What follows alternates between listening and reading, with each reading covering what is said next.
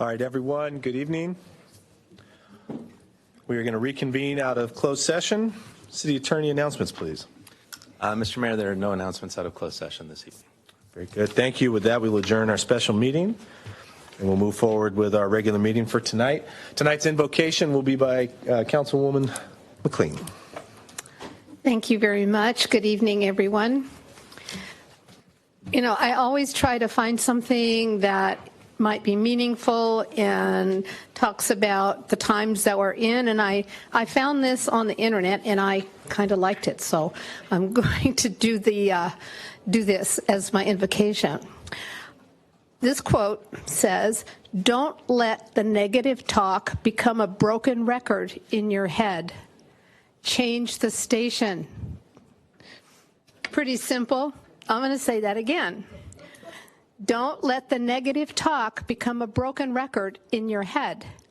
Change the station. This is a quote by Anna Pereira, and I thought it was very appropriate for the times that we're in. Thank you. Great. Thank you, Councilwoman. With that, we will now call the meeting to order. City Clerk, with the roll call, please.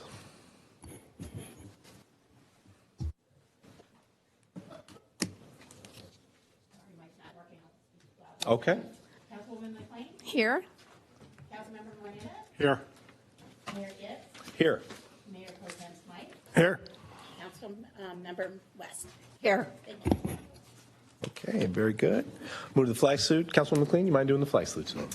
Thank you very much. Please rise. Join me in the pledge. I pledge allegiance to the flag of the United States of America and to the republic for which it stands, one nation, under God, indivisible, with liberty and justice for all.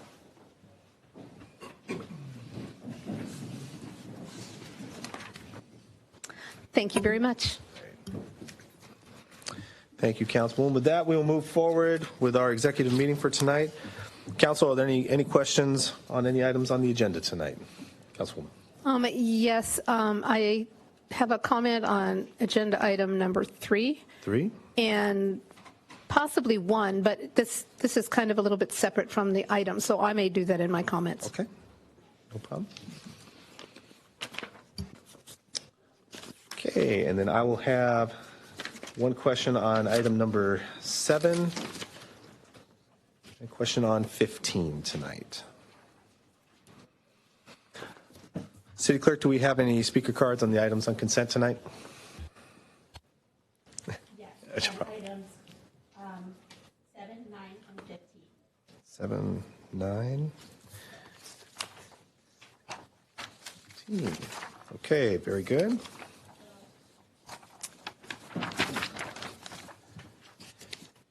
Okay, with that, I'll take a motion and a second to approve the agenda tonight. Second. So moved in second. Hearing no objections, so ordered.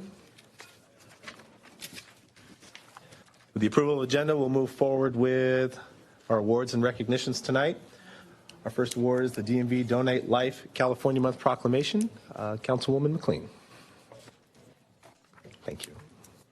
Busy start to the day. That's okay. This is a proclamation, DMV Donate Life California Month. Each April, Americans are reminded of the critical necessity of organ and tissue donors. Almost all of us have gone to the DMV at one time or another, and were given the option of whether or not we would like to register as organ donors. Being a donor is an important decision that could potentially save the lives of those waiting for life-changing procedures and organ transplants. One organ donor can save the lives of up to 8 people. On average, one tissue donor can enhance the lives of more than 75 people. In 2022, more than 100 people per day received a life-saving transplant. However, about 17 people die every day, still waiting. Over 100,000 people are currently waiting for an organ transplant in the U.S., with 20,000 of those people living right here in California.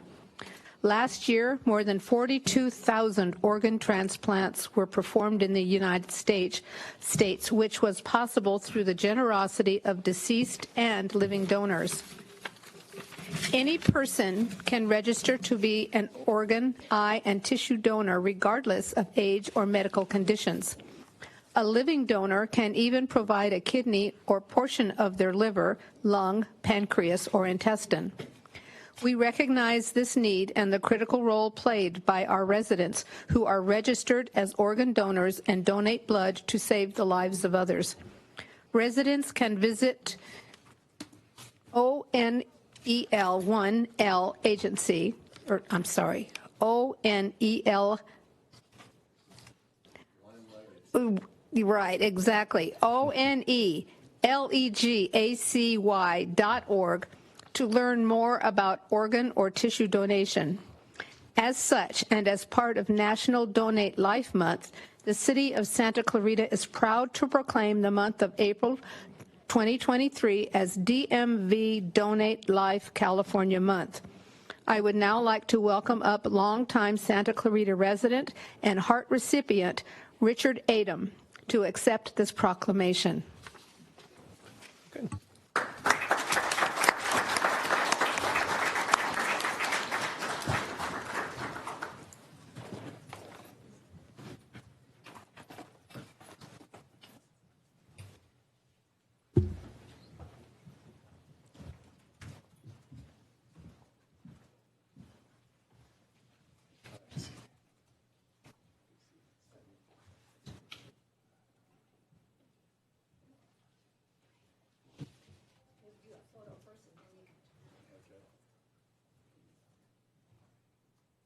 Ready, 1, 2, 3. One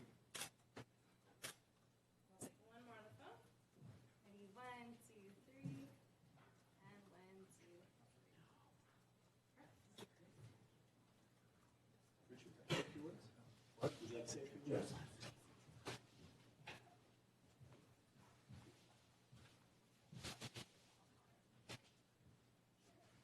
2. Hello, everyone. I represent One Legacy. I'm a volunteer. I'm a heart recipient.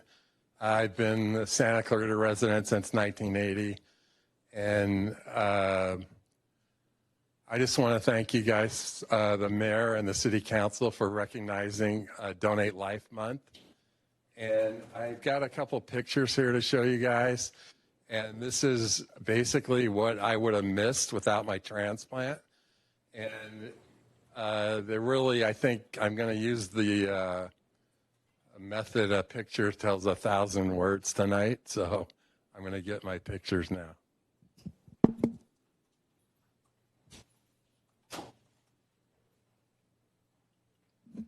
This first picture is 3 months after my heart transplant. So I was able to walk my daughter down the aisle. I didn't even know if I was going to be around to see her get married, but it worked out pretty well.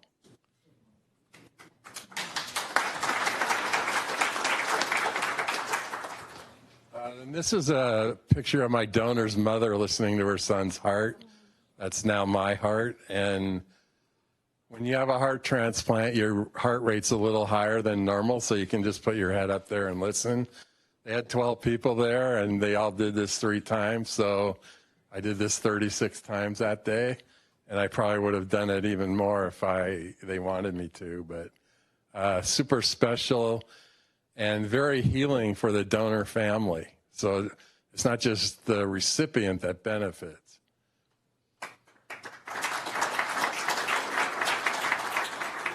And my daughter in that wedding picture gave me my first grandson.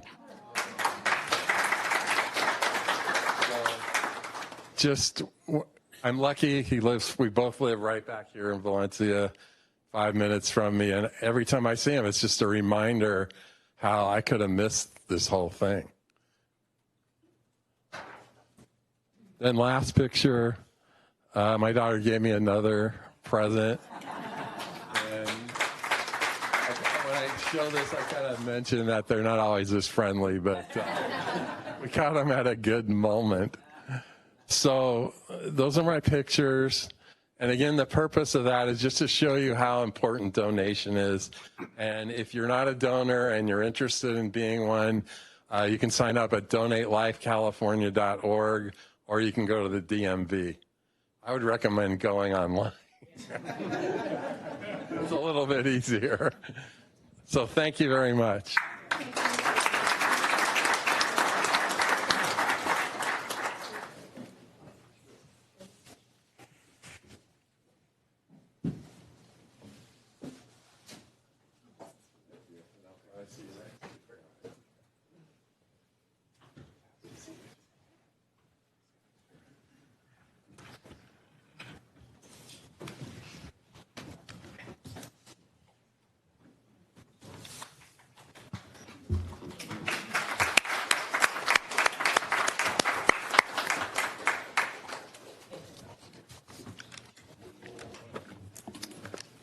Okay, our second award tonight, the National Volunteer Week Proclamation and President's Volunteer Service Award. Councilwoman West. Thank you very much, Mayor. America really does run on volunteers, and every time we get to celebrate them, we're so proud. We're celebrating volunteers throughout Santa Clarita tonight. As you probably know, April is the National Volunteer Month, and in 2022, there were 4,869 volunteers who contributed almost 30,000 hours of their time to city programs and projects. They've helped events such as Party on the Point, the Family Literacy Festival, the Zombie Run, Thanksgiving Community Dinner, and so much more. They also have assisted on beautification projects like preserving Newhall Community Day, River Rally. They've painted community walls, removed over 11,000 pounds of trash from the Santa Clara River. The volunteers have built over 5 miles of new hiking trails. I know we all enjoy those. And they've removed invasive plants and replaced them with native plants to keep a sustainable ecosystem in our rivers and open space. At the same time, the Santa Clarita Public Library volunteers have helped create new library programs, coordinated book donations, tutored, mentored, and coached local youth, and they have smiled every step of the way doing this. We'd like to take an opportunity to thank all of our volunteers for their commitment to our great city. We'd also like the pleasure of announcing our new batch of President's Volunteer Service Award recipients. The National Award was established by President George W. Bush in 2002 to recognize the important role of volunteerism in America, its strength and national identity. 50 dedicated volunteers earned this prestigious award by meeting the awards criteria of at least 50 volunteer hours for youth 11 to 15 years old, at least 100 hours for young adults and adults. Some of these honorees are with us here tonight, and their outstanding volunteers received an award package consisting of a certificate, a pen, medallion, congratulatory letter from President Joe Biden. Congratulations, and we want to thank you so much for your contributions and continued commitment to the City of Santa Clarita. So in keeping with the tradition, City of Santa Clarita hereby proclaims the week of April 16th to the 22nd as the National Volunteer Week in Santa Clarita, and encourages recognition to create positive impacts of volunteerism in this community, our community. And this time, I'd like to invite up our recipients to take a photo. Come on up.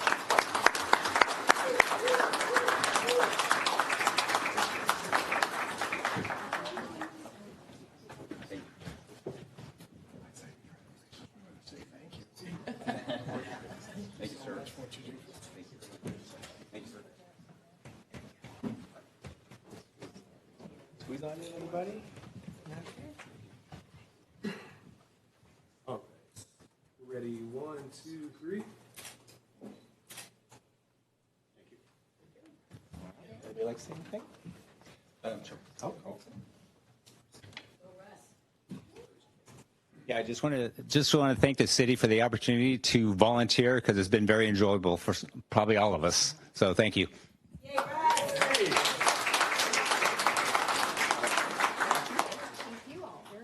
You didn't use the whole 3 minutes. You're Yeah, good. I just wanted to thank you all. I'm also the vice president of the Helpful Honda campaign in all of Southern California. And we have some very nice surprises coming to the city of Santa Clarita that you guys will see on TV.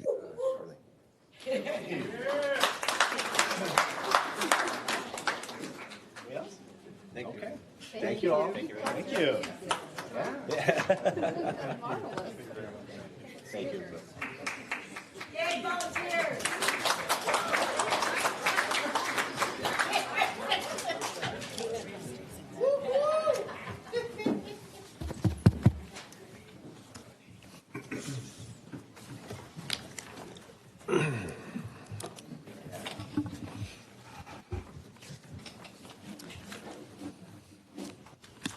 All right, excellent. With that, everybody, we're going to move on to public participation. This is the time that's been set aside for the public to address the City Council on items not listed on the agenda. The City Council will not act upon these items at this meeting other than to review and or provide direction to staff. All speakers should have submitted a speaker card to the City Clerk prior to the beginning portion of this meeting.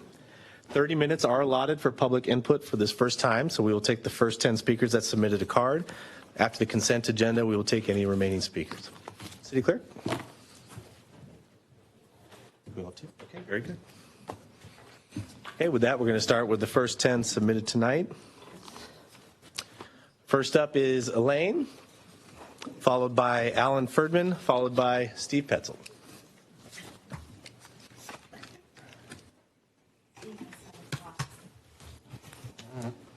Yes, I'd like to address the issue of Angela Davis and the city supporting the her speaking there.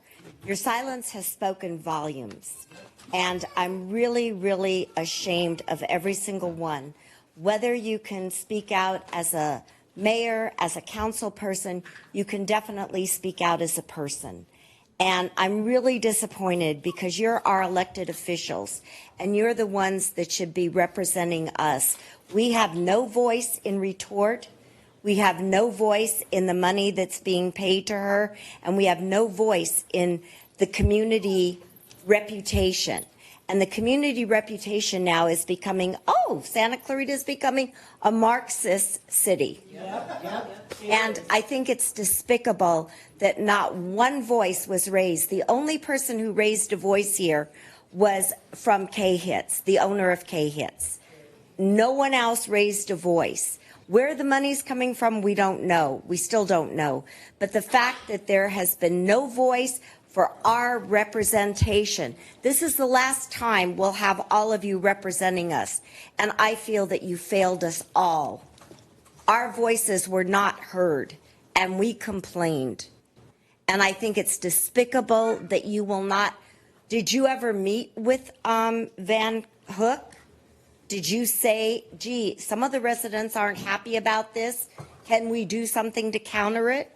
Was any negotiation even addressed? You are the mayor, and you proudly say you're the mayor, Jason, yet you do nothing to represent all of us. Your voice, your silence was deafening, and every single person. Now, whether or not you can say whatever you want to say about your relationship with COC, you give them money. Cut off the money. It's the taxpayers' money. It's our representation of dollars. Please spend the dollars more wisely, or don't give them anything, because you're not representing us. And when it's only going to get worse when we go to districts. Because I've already spoken to someone who's interested in running, and she says, well, I'll wait till the maps are drawn to decide, and I'll go after the people in my district. So now we have lost 4 other people to possibly go to if the person in our district does not represent what we believe. I think it's time to fight back. Thank you.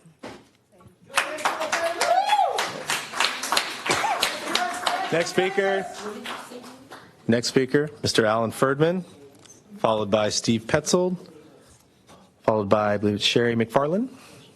Alan, go ahead, sir. Good evening, Mayor and City Council members. My name is Alan Ferdman, and I'm the President of Santa Clarita Community Council.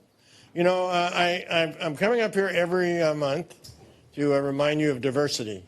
And this is an extremely amazing month because it is a month that brings together virtually all of the people of faith, or the majority of the people of faith here in our area, as Easter, Ramadan, and Passover all overlap in date. So I was waiting to see how you were going to start this meeting, and I was hoping I was going to hear something that made me feel you appreciated it, but I didn't. So as being an individual that had practiced the Jewish faith, I just want to show you that in Passover time, the story of Passover is normally told in a book called a Haggadah. And there are various, now there's hundreds of different versions of that.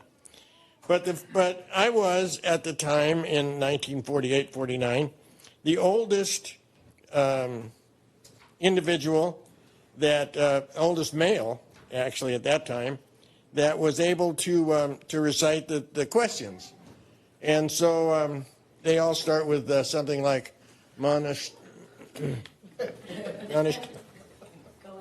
Halayla Hazeh. And when that occurs, they're looking at what the difference is between that night and every other night. And so they talk about, they then go into some sub-questions, which is related to why they eat unleavened bread, why they eat bitter herbs, why they dip matzah in salt water. And so when they say Manishtana Halela Hazeh Mikol Halelos, that's an Ashkenazi pronunciation. And in those days, companies would support the religious community by providing different books. And in this case, you can see that it is Chase Sanborn who provided this one. So I would hope that in the future, we would look more toward what our diversity is every month, not just in sometimes, but every single month, and bring some of those people here to the council so that we can honor them for the good that they do for our community. Thank you. Thanks, Alan. Mr. Petzold, followed by Sherry McFarland, followed by Nancy. Yes, Mr. Mayor, I wanted to start out tonight by asking that you invite somebody from the railroad, runs the commercial trains through town. Very upsetting to see that upset in Ohio, and I have no idea what they're carrying through Santa Clarita. So I think in preparation for a day that there might be an incident, I think we should know what those trains are carrying through Santa Clarita. I see them going through. I see them at Bouquet Junction. They got that sharp right turn there. We have big problems with the trains here. You know, there are more people dying of accidents in Santa Clarita than I can even imagine. So I had that big day on April 22nd with the disc golf. We're going to be doing a beta test of a new course there. So certainly I invite you to come down for that. And while I do know it's not within your jurisdiction, I did want to mention Angela Davis. It was a surprise to everybody in the community that she was invited to speak. There's big problems at College of the Canyons. The chancellor doesn't talk to the trustees. The trustees sure as hell don't talk to the chancellor. They're afraid of that woman. But I want to just read you one paragraph out of her autobiography here. I'm deeply grateful to the Cuban Communist Party and its first secretary, Fidel Castro, for having invited me to spend several months in Cuba to work full-time on this manuscript. I don't know if you even follow what goes on in Cuba, but by God, those people are oppressed. And to bring her in on an anti-racism, you want to see racism, you go to Cuba. You know what black people in Cuba are treated like? And this woman is speaking on anti-racism? I can't even define anti-racism, to tell you the truth. It means that you're able to oppress anybody else that differs with you. So they're bringing this woman here. Her contract, I have her contract here. She gets $25,000, two different payments. First class round trip airfare, hotel room, and professional ground transportation. I volunteer to drive her around. I want to take her up Soledad Canyon. The people that were shot were the Soledad brothers. Or the Soledad brothers shot the federal judge. I'm going to take her up there and tell her, well, Soledad Canyon, we named that after the Soledad brothers. So I am very upset. Pull the $80,000 that you give to that institution each year under a memorandum of understanding. I ask you to pull that memorandum of understanding, send it back to Van Hook, and say, don't wait on another check.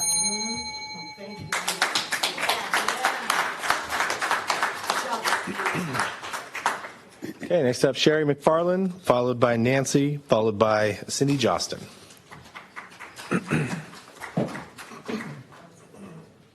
Hello, City Council members. My name is Sherry McFarland, and I have worked as patient. I'll start over. Please. Hello, City Council members. My name is Sherry McFarland, and I have worked as a patient care advocate in main admitting here at Henry Mayo Hospital here in Santa Clarita for the last 23 years. As a patient care advocate, I play a critical role in insurance verification, patient registration, estimation of payment responsibilities prior to services rendered for the patient. I'm also a member of a UE Local 1004, the union of representing over 740 central hospital support staff at Henry Mayo. For the past 4 months, we have been trying to achieve a new contract that will solve the staffing turnover problems that have hit crisis levels since the COVID-19 pandemic. We love our hospital and we love our community. We aren't in it for the money, but after years of neglect from management and record-setting inflation, many of us are simply unable to continue to afford to work for so much less than our peers. The hospital's refusal to provide a dignified wage to essential workers has a negative effect on every patient that enters the hospital. Many of our members have taken on multiple jobs, leaving them completely worn out as they interact with patients. Workers who are able to stick it out are often lured away for other hospitals with wages that far surpass Henry Mayo, leaving the staff that remains constantly training and retraining new hires. New staffing issues results in billing inaccuracy, getting delayed or incorrect charges, authorization delays, and care. These negative effects are clearly displayed in the data compiled by the Center for Medicare and Medicaid, services showing that Henry Mayo performed far worse than the average American hospital in many metrics, like dangerous instruments left in patients fall, surgical sites infections for the fall quarter of 2022. Reputable national hospital ratings agencies like the Leapfrog Group have downgraded Henry Mayo to an F rating based on its data.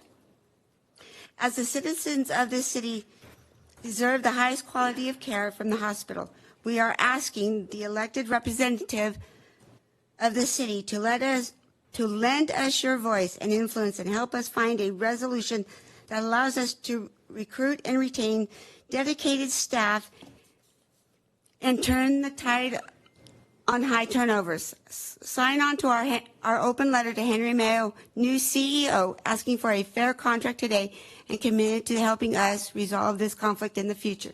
Thank you for your time. Thanks, Sherry.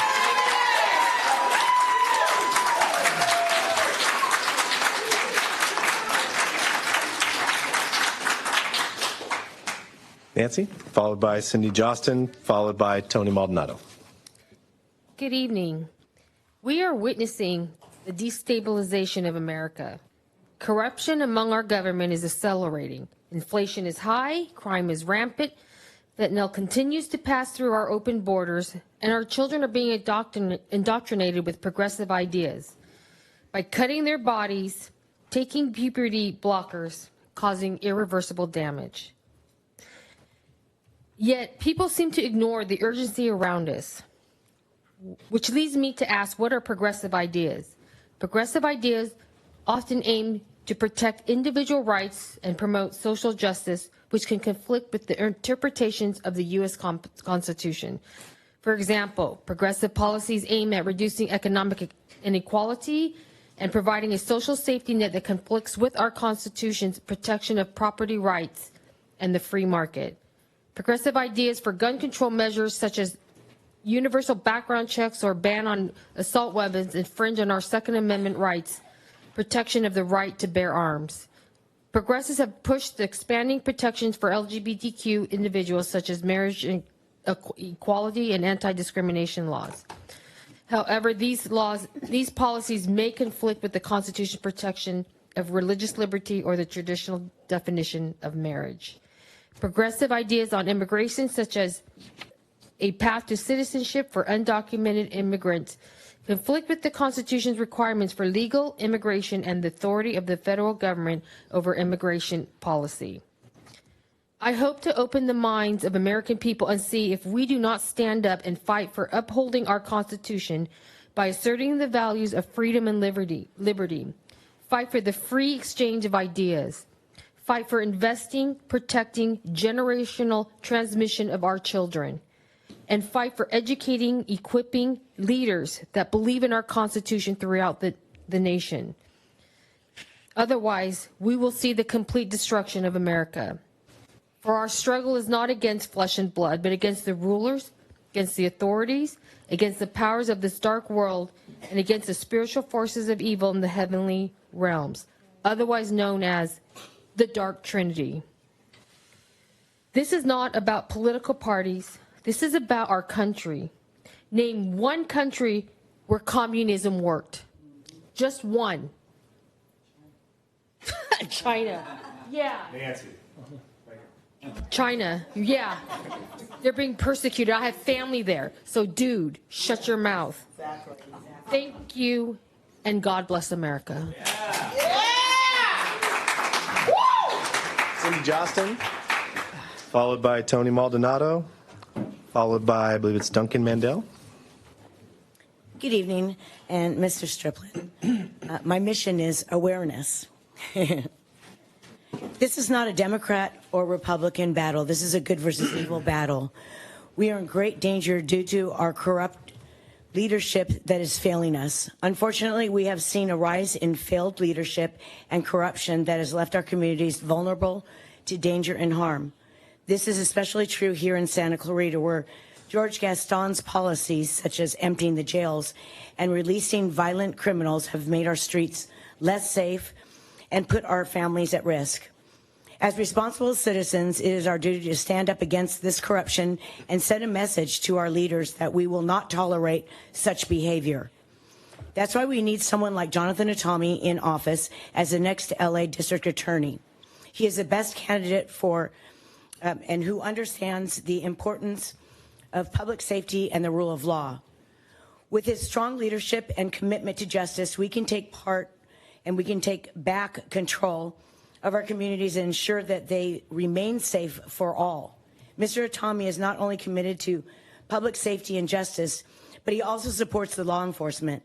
He recognizes the importance of strong partnerships between law enforcement and the communities in maintaining a safe, thriving neighborhoods. His experience as a deputy district attorney for Los Angeles County has given him firsthand knowledge of the challenges and opportunities facing law enforcement and their communities. Moreover, Jonathan Atami is a local resident of Santa Clarita, which means he has a deep understanding of our unique needs and concerns. He is invested in our community's success and well-being, and he is committed to working closely with us to address the issues we face.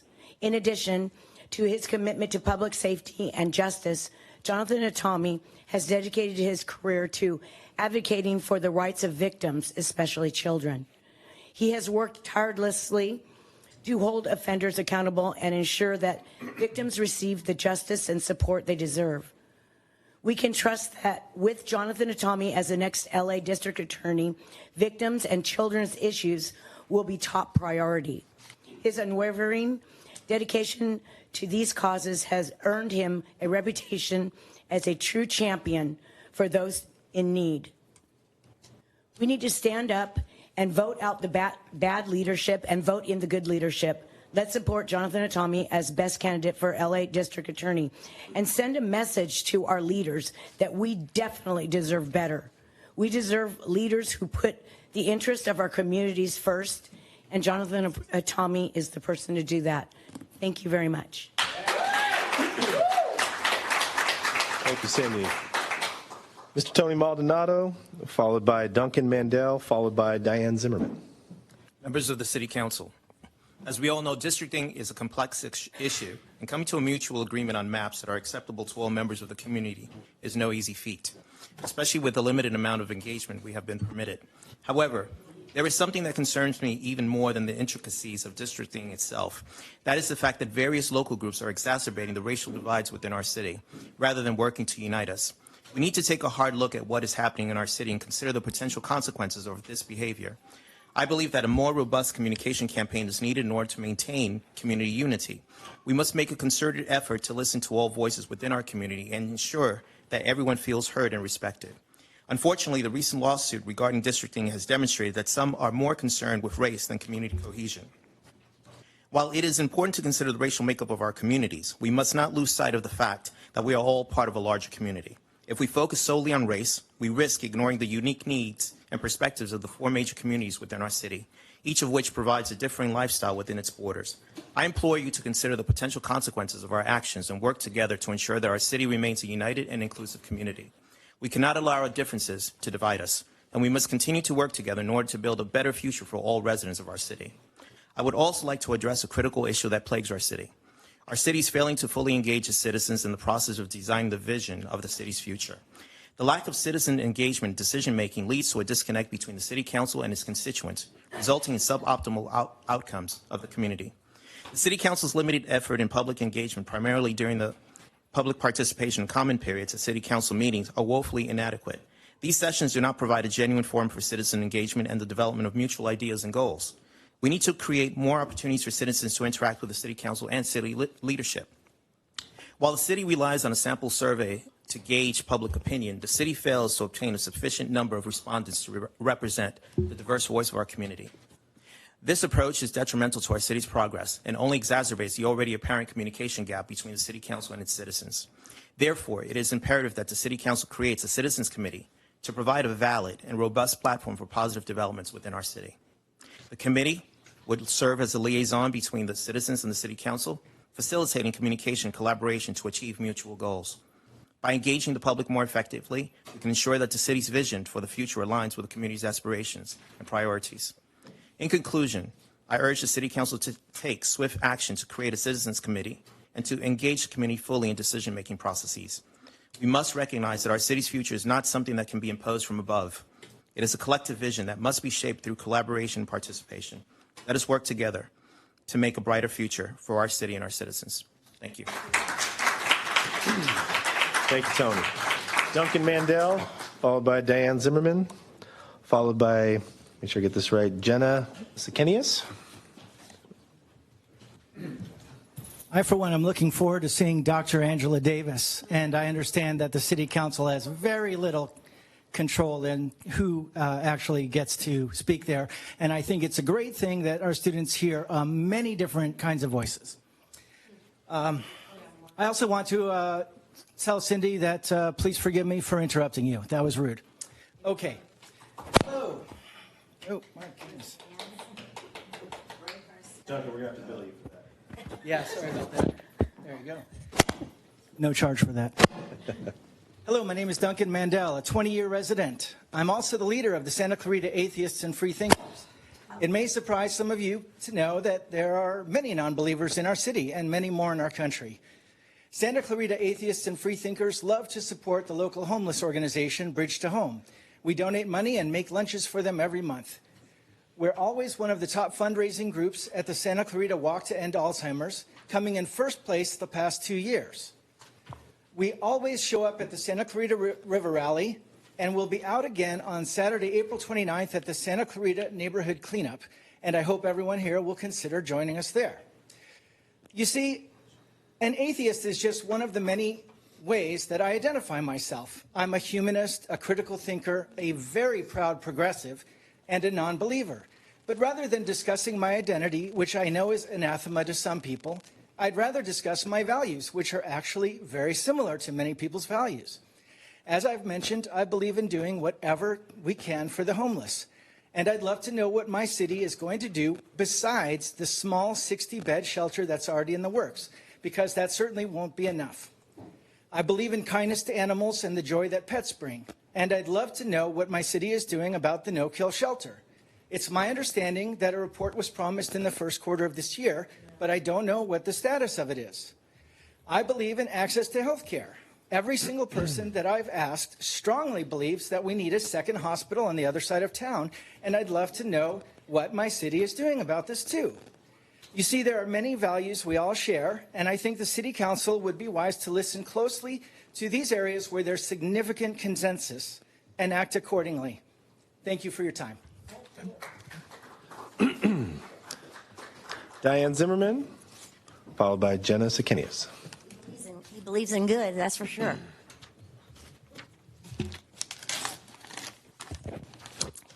Well, you all know how a great and quickly growing number of voters feel about taking Santa Clarita Valley to district voting. The more folks are investigating it, the disasters this kind of voting can promote, the more voters want to stay at-large voting and go back to the requirements that were in force before voting machines and vote-by-mail schemes were introduced. There will be others speaking against district voting. Have the minutes for this. Please reflect those speaking against this as no on district voting. Mr. Striplin, Santa Rivera and I had a meeting scheduled with you on March 21st at 3 p.m. Kirsten emailed a cancellation by you and said that she would get back to me with a new date and time as soon as possible. I replied that I would appreciate a new date as soon as possible. I still had not heard back from her as of yesterday, so I emailed her a reminder that we were waiting for the date and time. As of mid-afternoon yesterday, no response. Since Kirsten is usually very good about getting back to me, I'm assuming that you are the holdup. Since there is no opening or time here to speak of the transgender situation we find ourselves in, I will address that another time. Suffice it to say, the mutilization of young girls' and boys' bodies and the puberty blockers that are being seriously encouraged by the transgender groomers in our society is disgusting, and how dare they add their TQ to the LGBT community without the majority of the LGBT community's express permission.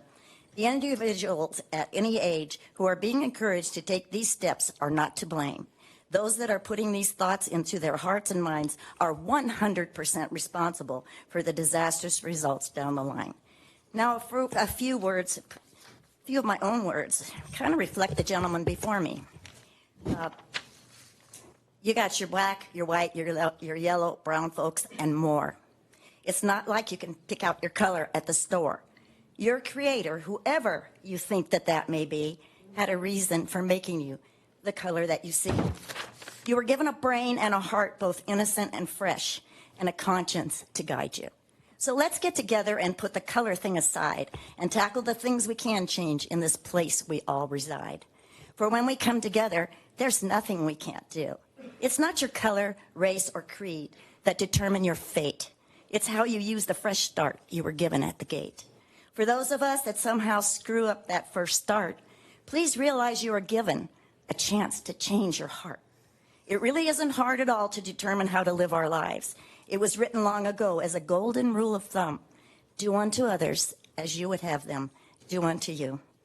Period. You're welcome. Thank you very much for letting me speak. Thanks, Anna. And our last speaker for the first 10 is Jenna Sakinius.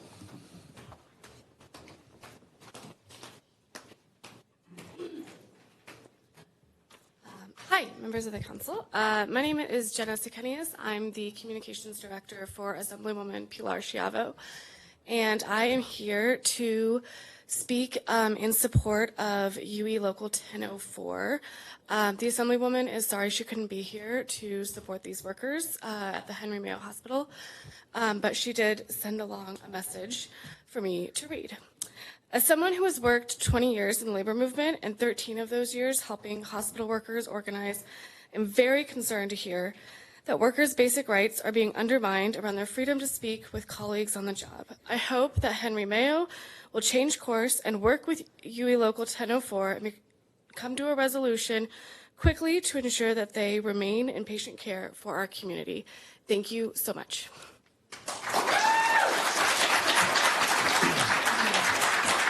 Thank you, Janet. That concludes our first 10 speakers for the night. City Manager, any comments this evening?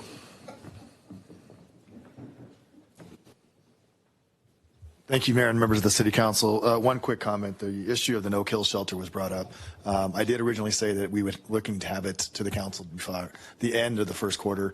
We are looking to bring it to the council next month. So, Sorry, was that next month, Ken? Yes, sir. Thank you. Next month. All right. Very good. With that, we'll move on. Cindy. With that, we'll move on to our committee reports. Councilwoman McLean, you mind starting us off? I'm just going to you first with everything tonight. I'm kind of on a routine here. Thank you.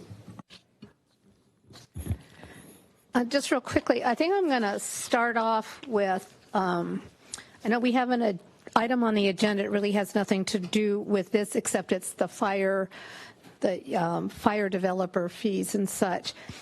And it was brought to my attention by a very reliable source that what is in plan for Santa Clarita residents, homeowners, people who live in HOAs and apartments is they are thinking of, there's going to be new maps coming out as to whether you're in a fire district or not. It is going to be expanded. We have no idea how much, but it could possibly be expanded throughout the whole city of Santa Clarita to make us all a very fire hazardous city. And they're thinking of taking the fact that if you have a motorhome within 5 feet of your home, you can no longer do that. For instance, if your motorhome is legally parked on your property, you're going to have to take it off, move it 5 feet away from your home. We're thinking of that. I'm going to be talking on item number 3, which is restricting, going back to what we did 20 years ago and restricting motorhomes even more. So if you can't park it next to your house and you can't park it on the street, you have to park it in a storage place. And if there's an emergency, if you can imagine a neighborhood being evacuated because of a fire, to have to run to the storage yard, which is not anywhere near your home, bring it to your house so that you can pack it and leave the area. It's ridiculous. So I hopefully we can get out in front of these rules before they become law and get in touch with our supervisor, Catherine Barger, and say, we want to be kept apprised of what they're planning for us and for our residents. When we had that hearing here, this chambers was completely full of people not understanding what the whole deal was with those inspections, and now it's going to be even worse with larger portions of our city. So I'm hoping that, I'm not sure if when we spoke of this before, if we set a precedent or some kind of a consensus about what we're going to be doing about this, but we need to start standing up for our residents on this and keep apprised of the rules that they're going to be implementing on us. So I'm hoping that, do we need a consensus in order to get some kind of a communication going and making sure that our residents and we are kept in the loop as to what they're planning for us. That's one thing.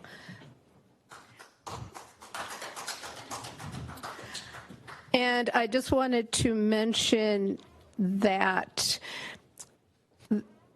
We have been talking about the governor's intent to decrease budgets for projects, local transit projects and road safety projects by $2.5 billion. We have been working on a coalition letter, and so far we have several organizations to sign on to that, and it will soon be sent out to our legislators and to the governor. And I'm happy to report that the LA County Division of Cal Cities Legislative Committee and Board of Directors, kind of at my urging, voted to join the coalition of agencies sending the correspondence to our legislators, and I was happy that they were able to do that. And that's all I'll say right now. I'd like to talk about it, if we can, about a consensus to start working on what they have in store for us regarding this fire district fee and laws and rules. City Mayor, who would give us that update? Because I know it was a little foggy the last council meeting we had when we were discussing the issue. Do we know who that would come from? No, honestly. We'll go back and, well, let me just step back quickly. I think what, in terms of what you're trying to accomplish, Councilmember McLean, would probably require an item to come back to the council with the specifics of the regulations you're referring to. We have not been privy to any of those regulations yet. We are familiar with their thought process of the maps being more inclusive of additional areas. So we will reach out to the fire department and try to get as much information as we can. But until those regulations are published or we have an opportunity to see what's there, I'm not sure what we can do in advance of that. But when they are available, I think if it's the council's prerogative, then we could bring an item back for you guys to specifically look at those and make comment if that works. Okay. Personally, I think if we wait until they're available, it's going to be too late. I would, if we need to have it on an agenda, I would ask for a consensus to get it on the next agenda so that we can start talking about it. I just don't know what we would talk about. We don't have any of the proposed regulations at this point. But in 2 weeks, we can talk about what we will do when they hand down these ridiculous things about, we're telling people they can't have motorhomes in front of their house, and they're telling us we can't have it parked legally at our house. So we can certainly talk about that. Well, I mean, I wouldn't mind talking about when it comes, though. Like you said, right now, it's the discussion's happening, and there's thoughts and innuendo. And I'd be more than happy to talk about it when they say, yep, this is what we think we're going to pass down to everybody. I think we should have it. Maybe what can we do in the meantime to find out, because it's coming. This isn't a maybe, it's coming. Something is coming. We don't know that the regulation hasn't specified that it'll be what you're talking about. Doesn't mean it can't be, and I'm not suggesting it won't be. But I do think once that comes down and we see that, yes, this is what they're proposing for discussion, then we should chime in. Of course we should. Can we then, city manager, call around to people who might be putting these things in place and find out what they have in mind? Of course, we'll reach out to the fire department and get as much information we can about whether they have any proposed regulations that they're willing to release, as well as any timeline or schedules that they have to put together these regulations and kind of work backwards. And we can send a memo to the council so that you have that information. You're good. Thank you. Councilwoman, was that all for comments? That's it. Thank you, ma'am. Councilmember Miranda. Thank you, Mayor. Just a short reminder to everybody that the city has a Celebrate series that starts this coming Friday and goes through September. And it's a Celebrate series where we celebrate various cultures in our community. We've been doing this for 2 years, and we've pretty much gone through, well, at least a dozen cultures. And it's really a fantastic event to go to and to learn and appreciate the different cultures that exist in our community. Coming up, I believe it's this Friday, we have the Egyptian culture being acknowledged, if you will, and celebrated. And what happens is, generally, when one culture is being celebrated, some of their paintings come, some of their food choices are at the event. You get to meet some people who are immigrants, direct immigrants from that country, that culture, and you get to question and speak with and interact with people of various cultures. It's a great way to learn about the different cultures that exist in our community. We are working and have been working, the city staff and the city council, on a longer range plan to someday have a cultural museum here in Santa Clarita.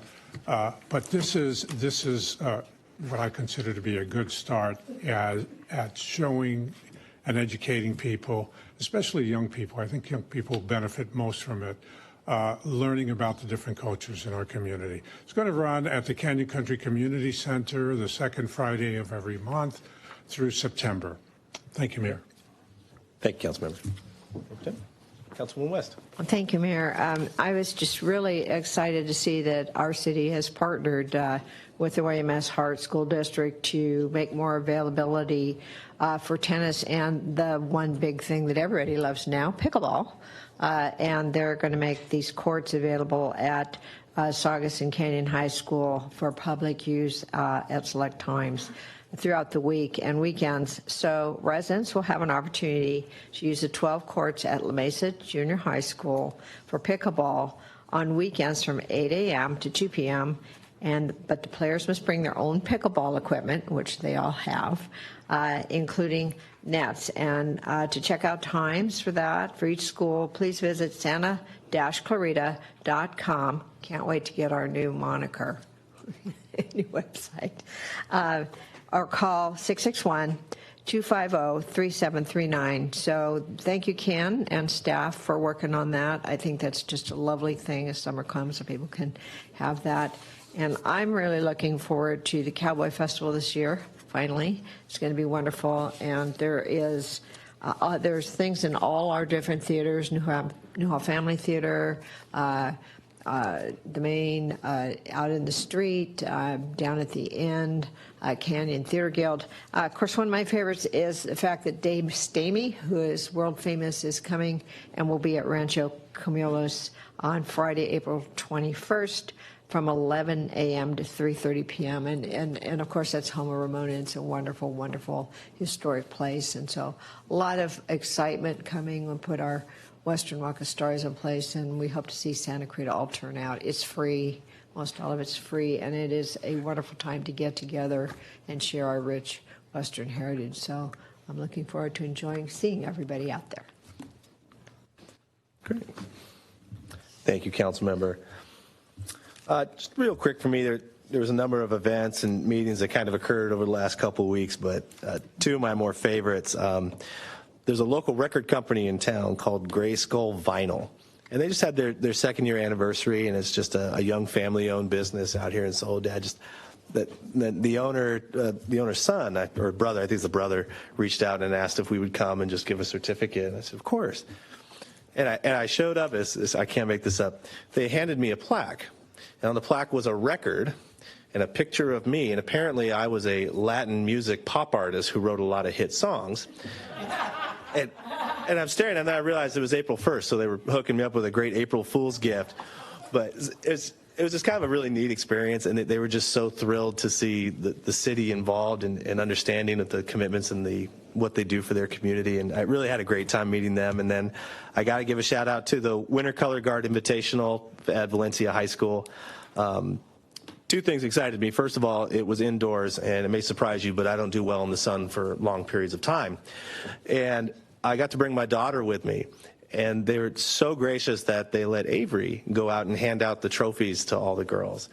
And it made my day. And I know it made her day, and it is just the sweetest thing. So my hat's off to those girls. They all performed fantastic. Valencia, I think, placed as high as they placed all year, and they're a young team, so I know that they're going to continue to place well and perform well. And so that's the only two things I wanted to mention tonight. And on that, we'll move forward now on the agenda. We have our first public hearing for agenda item number 1. This will be the public hearing for adjusting consolidated fire protection developer fees. So this is the time and place for the public hearing for the Adjusting Consolidated Fire Protection District Developer fees. The hearing is officially opened.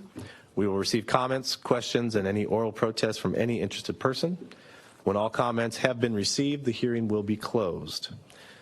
City Clerk, can you report on the notice, please? All notices required by law have been provided. Thank you. There will now be a presentation after which the public will have an opportunity to comment and speak. With that, I'd like to turn the time over to our Acting Assistant Fire Chief, Patrick Springle. Patrick? Hey, Pat.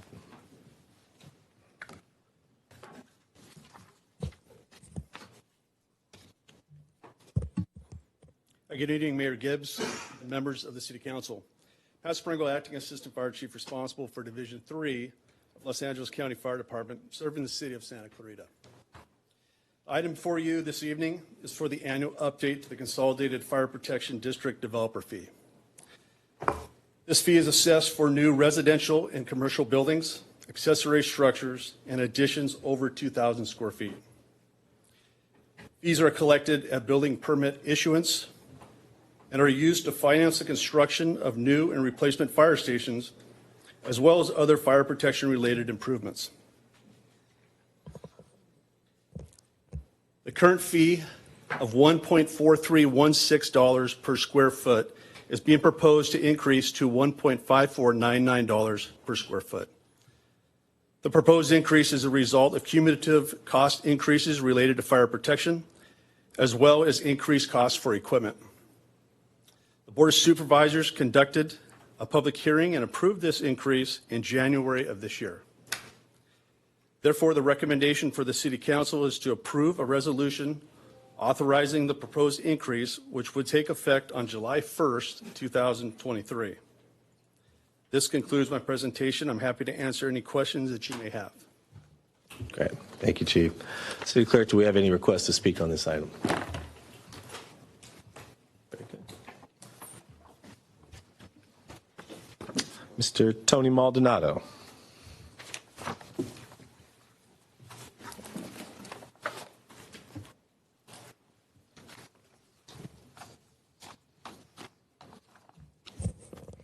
Members of the City Council, I support the proposed resolution to adjust the Consolidated Fire Protection District developer fee.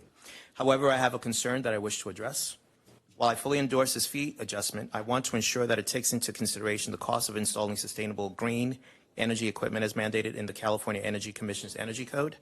As you may be aware, the Energy Code requires new construction and major renovations of commercial buildings, to meet specific energy efficiency standards, including the installation of solar panels in certain types of buildings, such as firehouses and other commercial properties. This code also encourages the use of other renewable energy sources, such as wind power and geothermal energy. It is imperative that we prioritize the integration of sustainable energy practices in our city's development plans, particularly in our firehouses and other commercial buildings. This not only benefits our environment, but also serves as a prudent investment in the long term. So are these included in the proposed fee? New fee. Therefore, I implore you to carefully consider the requirements of the California Energy Commission's Energy Code and consult with local authorities and building codes to ensure compliance with applicable regulations.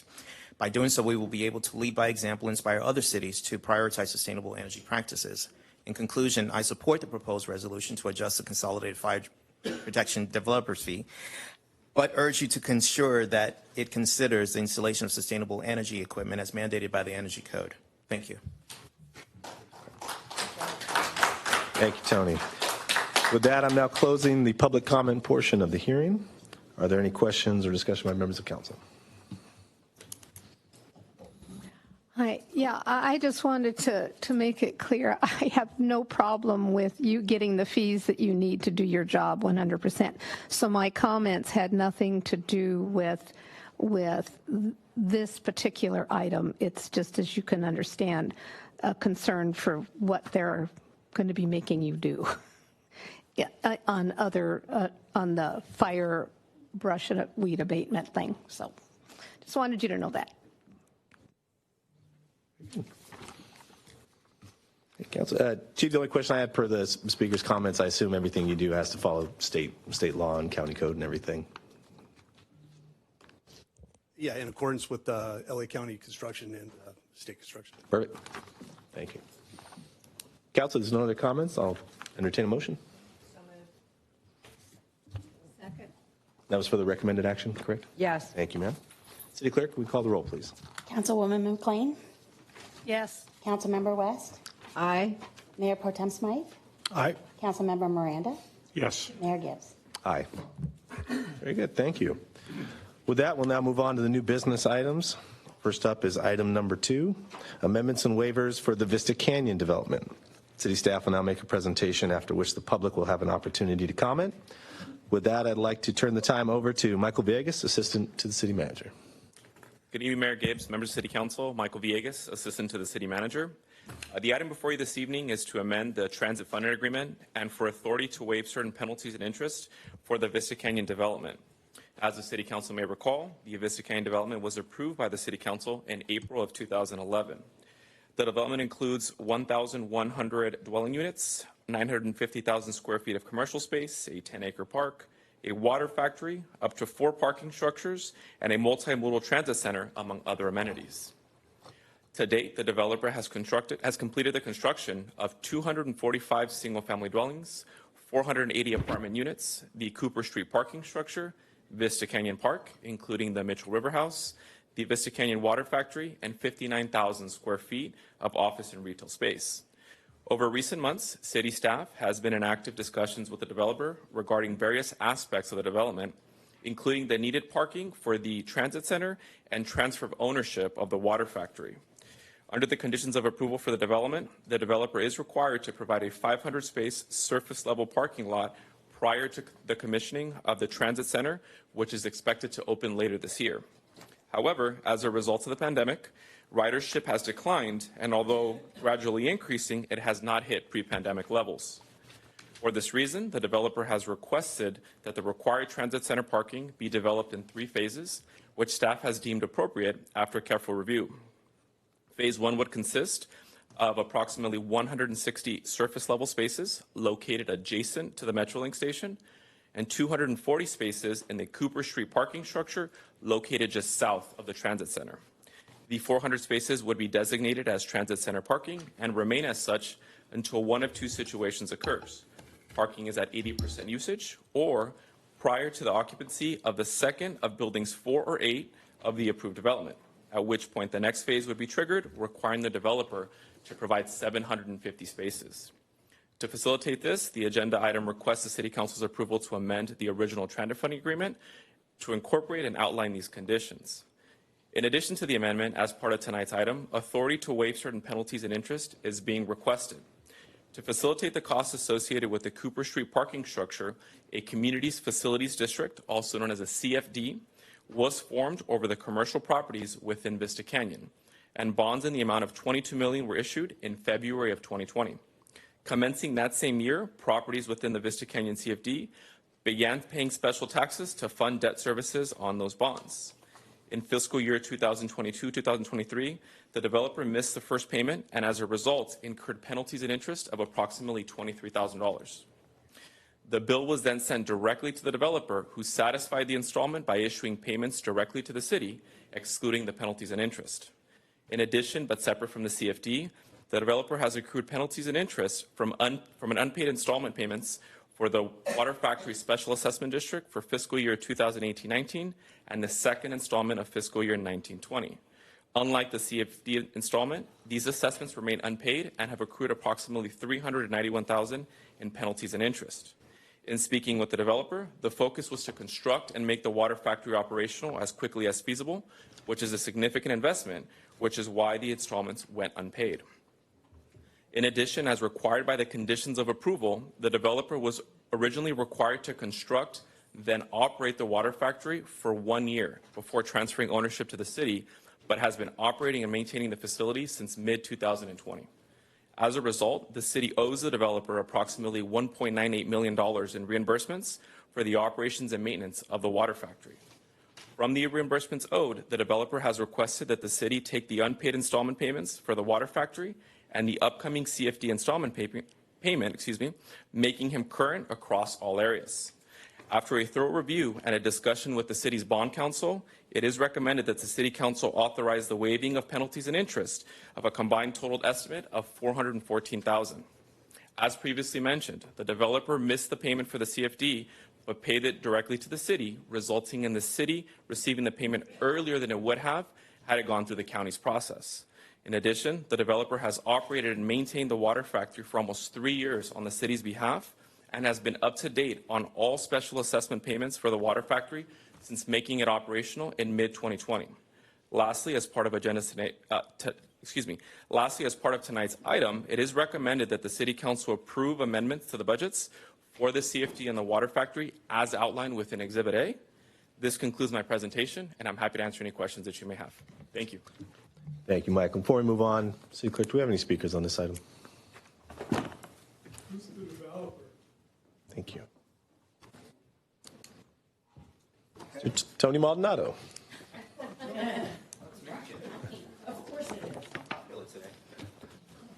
Tony, you could sit closer.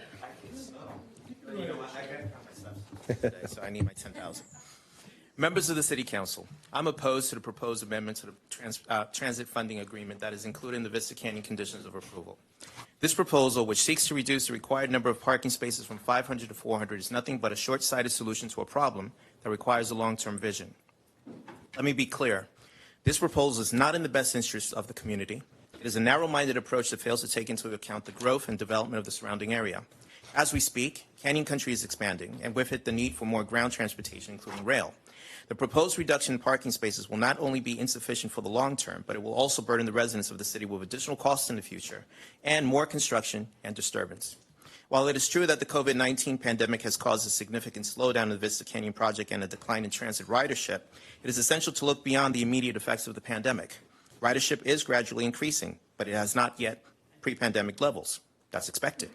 With the development of the surrounding area, we can expect an increase in train ridership in the long term. Therefore, reducing the number of parking spaces from 500 to 400 might save the developer today, but it will end up costing the residents of the city dearly in the future and force local residents to more disturbing construction in the future. Furthermore, the proposal to allow the construction in phases is not only impractical, but is also unacceptable. We cannot afford to compromise on the quality of the transit center to save a few dollars in the short term. We owe it to the residents of the city, especially those within Canyon Country, to ensure that we build a transit center that is safe, efficient, and sustainable, and not disturbing in the future. In conclusion, I urge you to reject this proposal. The developer's proposal is wholly unacceptable, and we must not compromise on the long-term vision for the city's transportation need and the local community's needs also. We owe it to the residents the residents of the city to build a transit center that is future-proof and that will serve the needs of the community for years to come, not just for days. Thank you.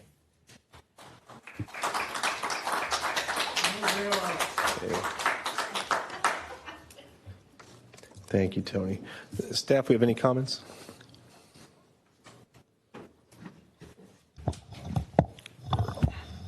Thank you, Mayor and members of City Council. In regards to Mr. Maldonado's comments, I think it's both. It is a short-term solution based on the current environment, the current demand, and where we are. The long-term vision remains in place. The developer is still obligated to provide the additional 750 spaces at which point in time they're needed. This is, I think there is no demand to justify the 750. I think as you looked at Vista Canyon, the ultimate development was a long-term development. That long-term has taken even longer because of the pandemic and some other issues. But the long-term vision for the transit and the transit center is almost complete, but the parking is still in place. The developer still is obligated to do it, and this provides a short-term solution that addresses the current needs into the future. And there are triggers built into the funding agreement that once it hits that 80% utilization, that does trigger the additional requirements from the developer. So if I can just wrap up what you just said beautifully. The opportunity for the additional parking is still there. It's still a requirement as soon as it is needed and that ridership comes up. So we haven't lost the land. We haven't lost the opportunity. It's still there, and it triggers when it's needed, just isn't needed now. Right. And so I want to appreciate, thank you for clarifying. Mayor, the only question I had, when you get through phase 2, you talk about when you hit 80%, that would initiate the next 200, I think it was 260 spots. When does phase 3 have to kick in? What was the trigger for starting phase 3? So thank you, Mayor Gibbs. So it's basically broken up into 3 phases. The first phase would be the temporary parking, which is what we're recommending now. It's 500 down to 400 spaces with 160 plus or minus on the adjacent lot, and then 240 within the Cooper Street parking structure. Once it hits that 80% within the adjacent parking lot next to the Metrolink station, the developer is required to increase that to 750 spaces. Thank you. Council? Can I move for the recommended action? No, I'm just kidding. Of course you can. Come on. We have a motion to move the recommended action. We have a second. Councilman West. City Clerk, please call the roll. Councilmember West. Aye. Councilwoman McLean. Yes. Councilmember Miranda. Yes. Mayor Pro Tem Smythe. Aye. Mayor Gibbs. Aye. Thanks. All right, y'all. With that, we'll move on now to new business item number 3. This is the first reading of amendments to the city's municipal code regarding oversized vehicle parking regulations and vehicles parked over 72 hours. City staff will now make a presentation, after which the public will have an opportunity to comment. With that, I'd like to turn time over to Community Preservation Manager Tracy Sullivan. Good evening, Mayor Gibbs and members of the City Council. My name is Tracy Sullivan. I'm the Community Preservation Manager for the City of Santa Clarita. The item before you tonight is the first reading of amendments to the Santa Clarita Municipal Code regarding vehicles parked over 72 hours and oversized vehicle parking.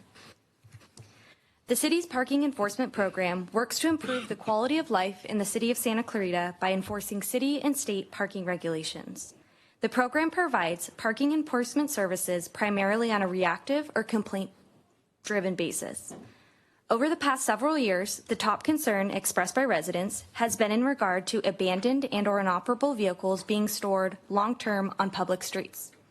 For example, in 2022, the city responded to over 10,000 parking-related requests, of which 54% consisted of reports of vehicles being stored or abandoned on city streets. The city enforces this issue primarily through the Santa Clarita Municipal Code, Chapter 12.64, which requires that vehicles move every 72 hours. The code currently does not stipulate a distance that vehicles must be moved in order to comply with this 72-hour rule. This creates a loophole whereby vehicle owners can move their vehicles a few inches from their previous position in order to achieve compliance. Due to the current language in the code, enforcement of this matter has been a challenge, leading to ineffective results in causing resident frustration. To address these concerns, staff recommends establishing a minimum distance requirement of 150 feet. This distance was determined based on the findings of a benchmark study and represents a balanced approach that would allow for more effective enforcement without placing an undue burden on city residents. The city similarly receives a high volume of complaints regarding oversized vehicles being stored on city streets for extended periods of time. Oversized vehicles oftentimes include recreational vehicles, but can also include certain box trucks and large vans that exceed the maximum limits. Given potential line of sight and traffic safety concerns, oversized vehicles are currently prohibited from parking on public streets except for the purposes of loading or unloading for up to 48 consecutive hours. There is a permit process for oversized vehicles, which allows owners to park their oversized vehicles on the street for up to 72 consecutive hours. These permits may be granted up to 3 times every 90 days. Weekend and holidays are currently exempt from these regulations, which means, if timed strategically, owners are able to regularly park their oversized vehicle on the street for multiple days at a time and still remain in compliance. This results in a high volume of resident complaints that staff is not able to effectively resolve. To address these concerns, staff recommends eliminating the weekend and holiday exemptions and allowing up to 3 permits per registered owner every 120 days instead of every 90 days. In addition, verbiage is being added to clarify that oversized vehicle parking restrictions also apply to public places, such as public parking lots. These changes will allow parking enforcement to more effectively address oversized vehicle complaints while still providing owners an appropriate amount of time to park their oversized vehicles on a public right-of-way for the purposes and intent of Santa Clarita Municipal Code. Located in the agenda packet, you will find a complete list of red line changes.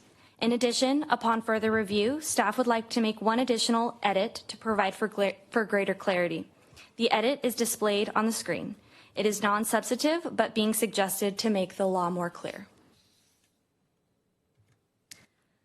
With that, staff's recommendation is for the City Council to approve the actions as outlined in the agenda report, as well as currently displayed on the screen. This concludes my presentation, and I'm available to answer any questions. Very good. Thank you, Tracy. Do we have any speakers on this item, City Clerk? Thank you.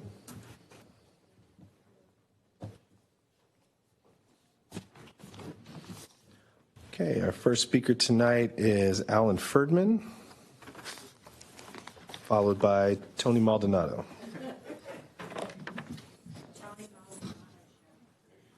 Good evening, Mayor and council members.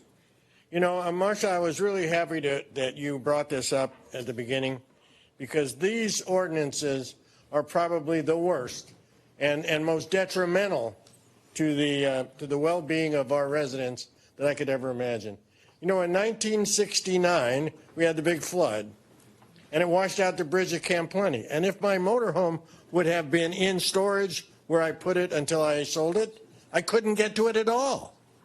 All right, in 1969, 1971, the earthquake, I opened up my my camper at the time. We made coffee and provided whatever resources we had to our neighbors. In 1994, when we were when we had a gas line explode a block away, and we were told to leave the area, we went over to the parking area, and I opened up my motorhome and did the same thing. That won't happen today because it doesn't exist anymore. You don't allow me to park it there, so I just got rid of it.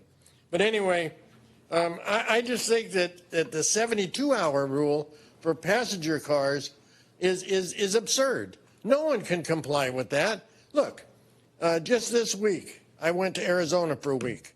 So my car and my wife decided not to go anywhere for that week. So the two cars parked in front of my house for a week violates that ordinance. And then if you say, oh, you got to move it, what if I just took it with 150 feet, drove it around the block and parked it right back there? That would comply with the ordinance. How is your parking enforcement officer going to know that I moved it or measure the distance that it traveled? Couple that with the idea that this particular ordinance now says you will be proactive whenever he decides that there's a problem in the area. And the last part that I think is the most absurd of all is where they say the enforcement officer now is not just a sworn officer, but it can be anybody, an employee or agent with the authority to enforce the code. Who gives them that authority? He does? Any part-time employee or any contractor that you have? You're going to send them out like a sworn officer to go enforce this? This ordinance is not well thought out, doesn't support the needs of the community, and really needs to be eliminated, not modified. Thank you.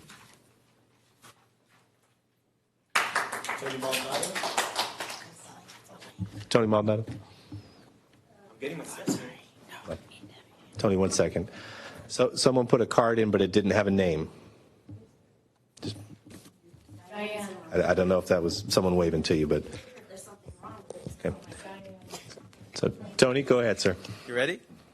All right, members of the City Council, I support the proposed changes to the Chapter 12.64 of the Santa Clarita Municipal Code that establishes a minimum distance of 150 feet for vehicles to be moved from their original marked location within the 72-hour required parking. This change will effectively address the issue of abandoned cars and inoperable vehicles being parked on our city streets without creating an undue burden on Santa Clarita residents who require on-street parking. However, I would like to express my concern about the unintended consequences that may arise as a result of this new ordinance. I understand that the city is proposing this change to prevent vehicle owners from moving their cars a few inches forward or backwards to remain in compliance with the SCMC, which prohibits vehicles from being parked on a public street for more than 72 consecutive hours without moving. But the proposed ordinance does not take into account visitors or guests of residents who may need to park their cars on city streets for a few extra days.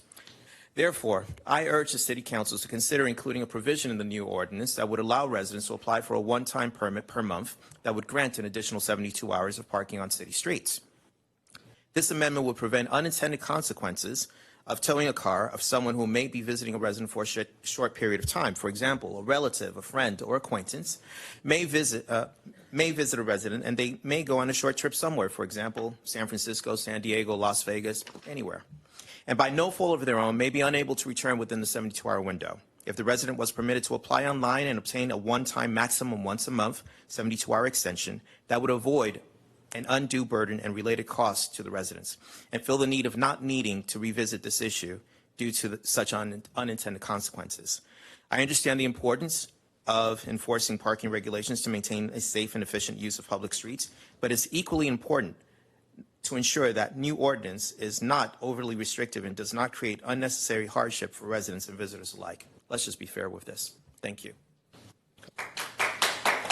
Tony?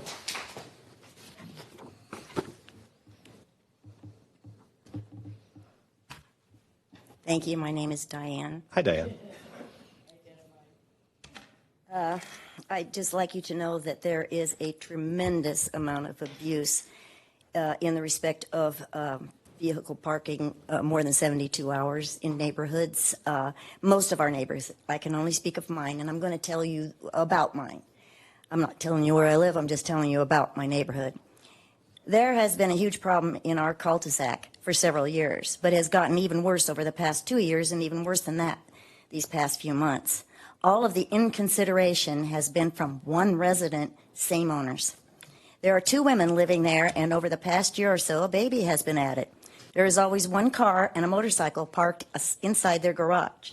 The car is driven rarely, if ever, and the motorcycle is sometimes used to hold one of the parking places in front of my home or directly in front of their home. The minimum number of vehicles driven by these owners parked in the cul-de-sac over the past years has been 5. It ranges from 5 to 7. This is not counting the one that's in their garage and the motorcycle, and there's 2 women living in the house. The other residents have become very alarmed. I'm fine. I have my car in the garage. The minimum of number of vehicles driven by these owners parked in the cul-de-sac over the past years has been 5. That's the minimum over the past 5 years, every single day. They range from 5 up to 7. The other residents that we all know of, we think there may be a couple more, but they move them quite a bit. Never less than 5. They take a great deal of time and energy making sure that 3 of their cars take up only the parking places, the only 3 ones in front of my house. Their excuse is that those 3 spots are where cars stay the cleanest. That's fine. Mine's in the garage. It would actually be entertaining watching them maneuver their cars as often as they do to save these parking spots if it were not for the fact that those 3 cars plus the 2 plus other cars driven by them are taking from 5 to 7 spaces in a cul-de-sac that holds 22 vehicles at most, 24 hours a day, 7 days a week. The inconsideration towards other neighbors is astonishing. I can only hope that no other neighborhoods have neighbors as inconsiderate as ours. It will be interesting indeed to see how they handle this new law. They are very creative, interesting that the cars are very expensive and change quite often. Some even have no plates or only plates on the back. No tickets given. Just kind of interesting. It'll be interesting to see how they handle it. And I hope that this goes through with maybe possibly the revision that Mr. Maldonado requested. Thank you for listening. Thanks, Dan. I believe we had one written comment.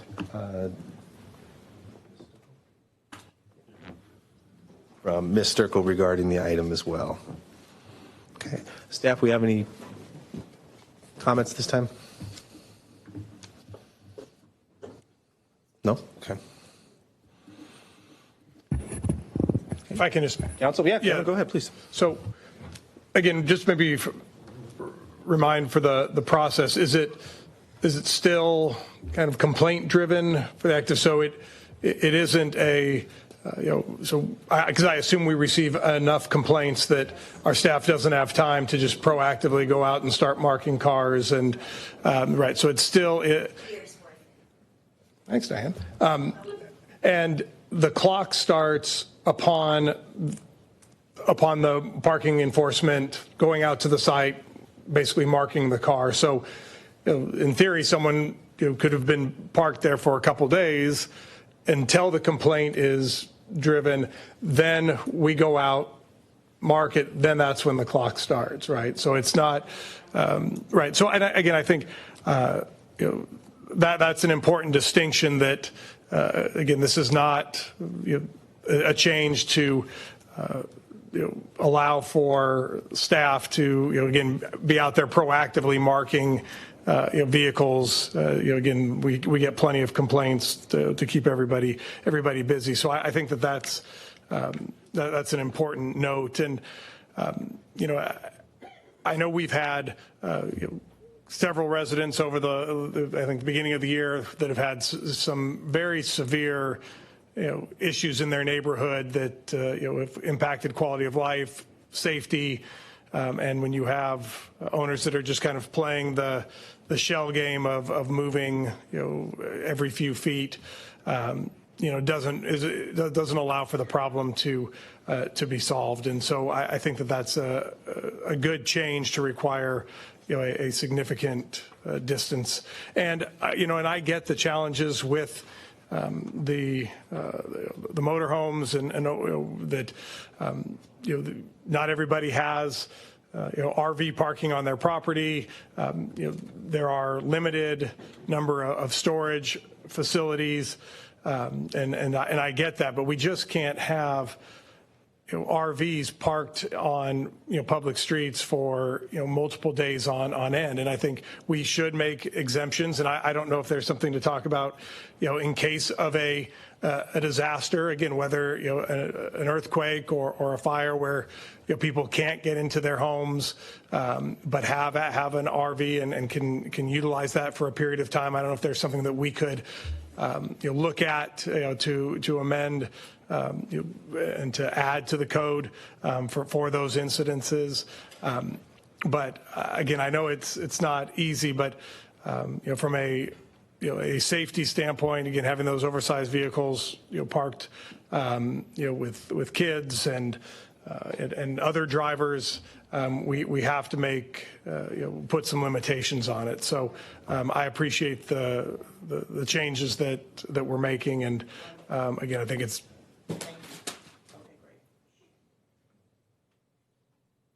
Am I bothering you? Well, I mean, I haven't even spoken yet, and you're just kind of going on and on. I get it. I'm sorry. All right.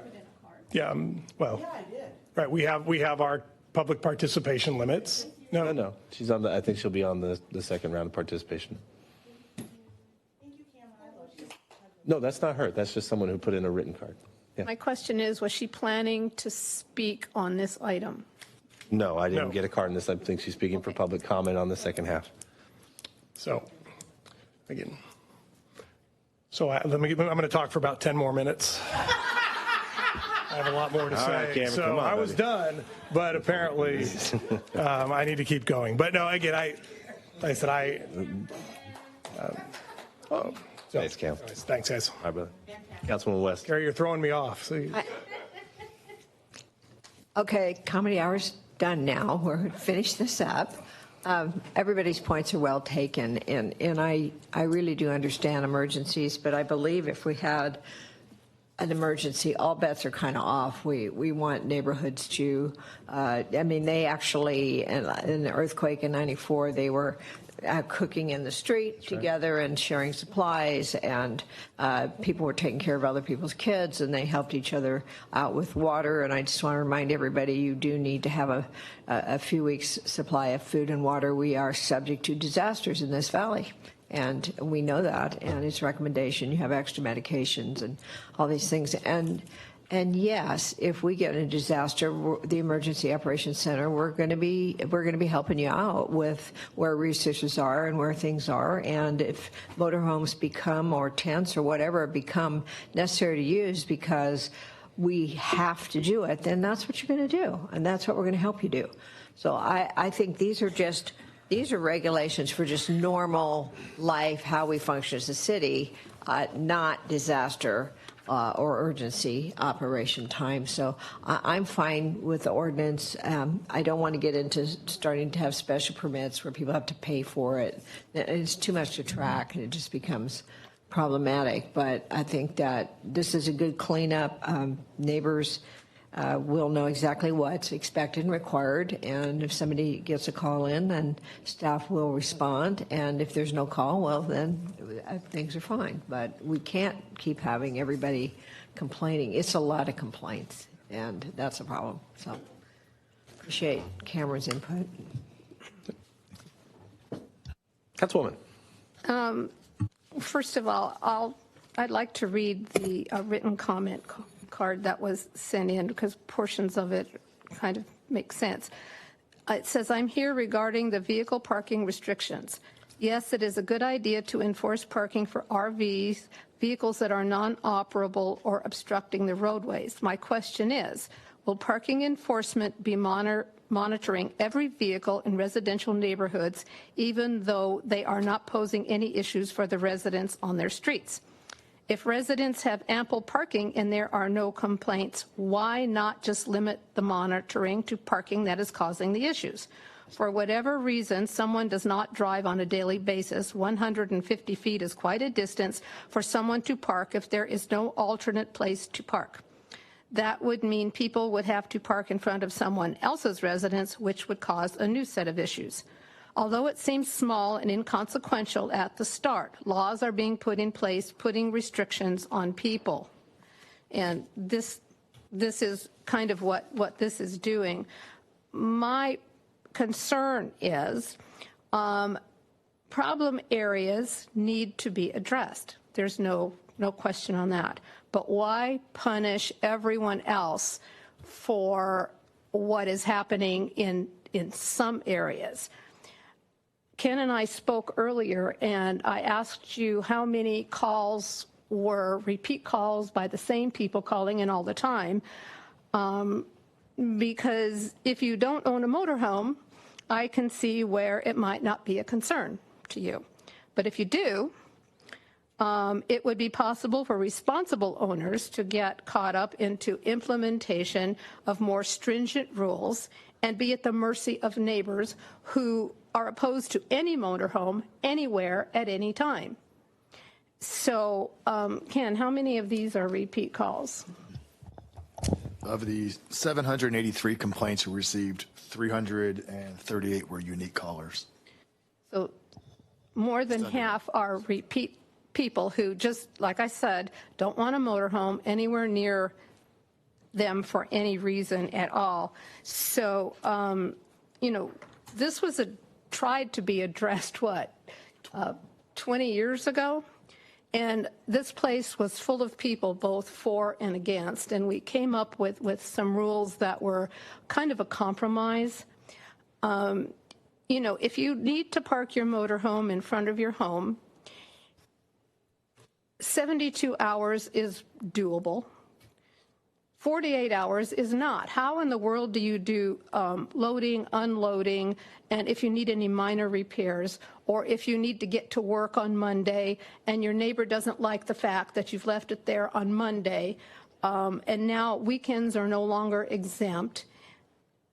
I just don't think this is ready for a vote. I think we need to take a look at this ordinance and try to come up with some solutions that don't punish everyone for areas that have problems. Take care of the problems, but this is just onerous for RV owners, and I would really hope that if you do decide to go ahead and pass this, you at least keep the 72 hours. That's number one.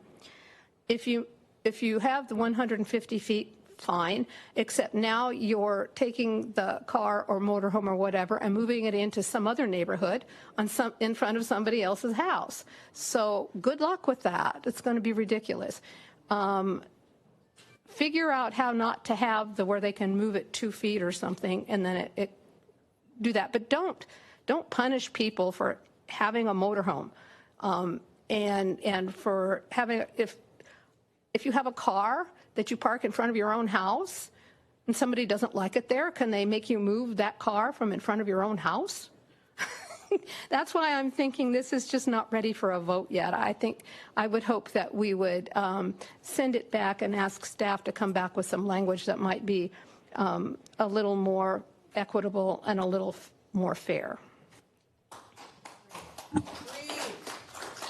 Councilman? Yes, that's correct. So, but if you adopt it as is, it comes back for second reading the same. Yeah. Just for clarification, they still get 72 hours. So just to clarify, there are two different ordinances in tonight's presentation. The 72 hours refers to passenger vehicles and cars parked in the right-of-way. The oversized vehicle ordinance is a separate ordinance and is subject to the different requirements that were amended and put forth. So it's 48 hours with the exception of when they get a permit, which gives them an additional 72 hours, and they can obtain 3 permits within every 120 days. On top of the 48? Yes. Okay. Well, maybe we need to have it brought back into 2 separate so people understand what's what. Well, I think it's pretty clear, actually, and it allows people to function. I mean, you're allowed to have your motorhome. You're allowed to park it. You just can't just leave it there. And this is totally complaint driven. There's no staff running around the streets looking. Okay.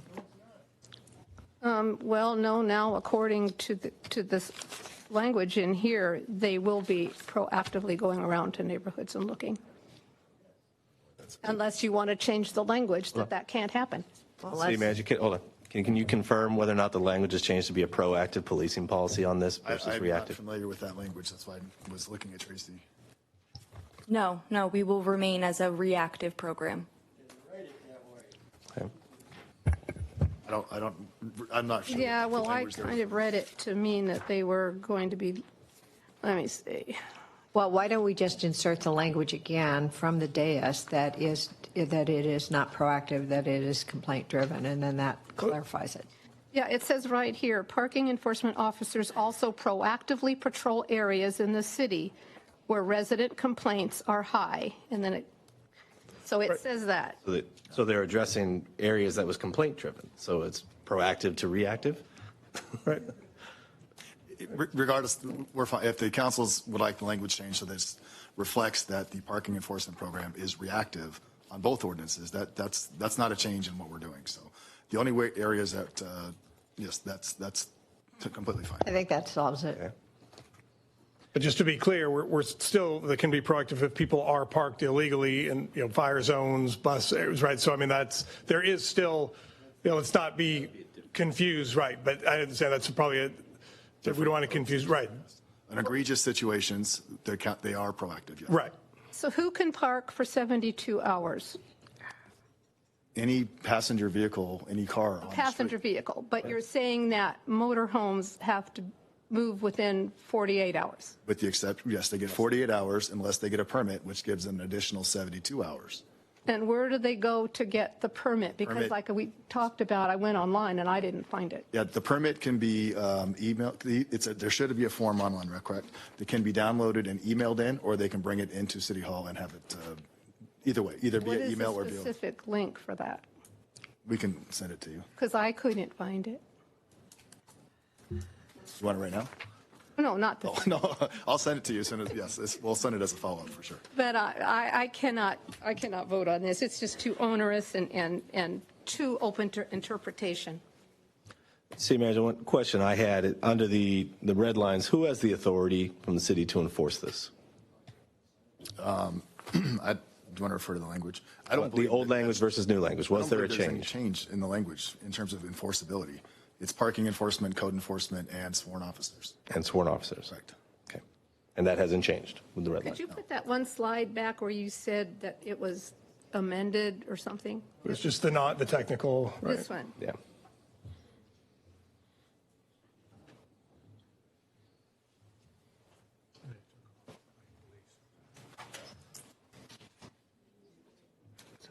Oh, okay. Yeah.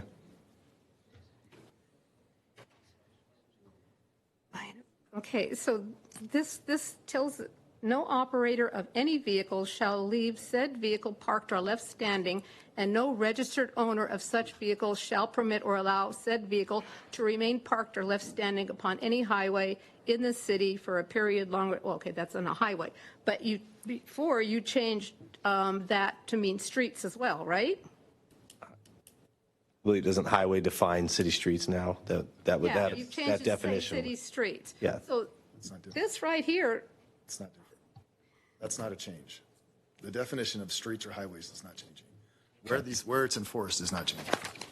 The language here was to remove confusing language as to when the posting or when the time clock starts on the time period for the cars. And to make it clear and make it less confusing here from an enforcement and interpretation standpoint, it's clearly to say the vehicles shall not be there. The time clock starts when the car is marked. Right. Officer goes out, marks the car, the time clock starts at that point in time.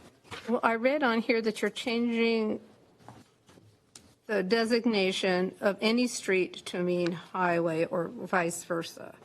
The definition of highway was adjusted, and it's supposed to, but as it says highway, public street, public way, or public place in the city owned by the city or dedicated to the public.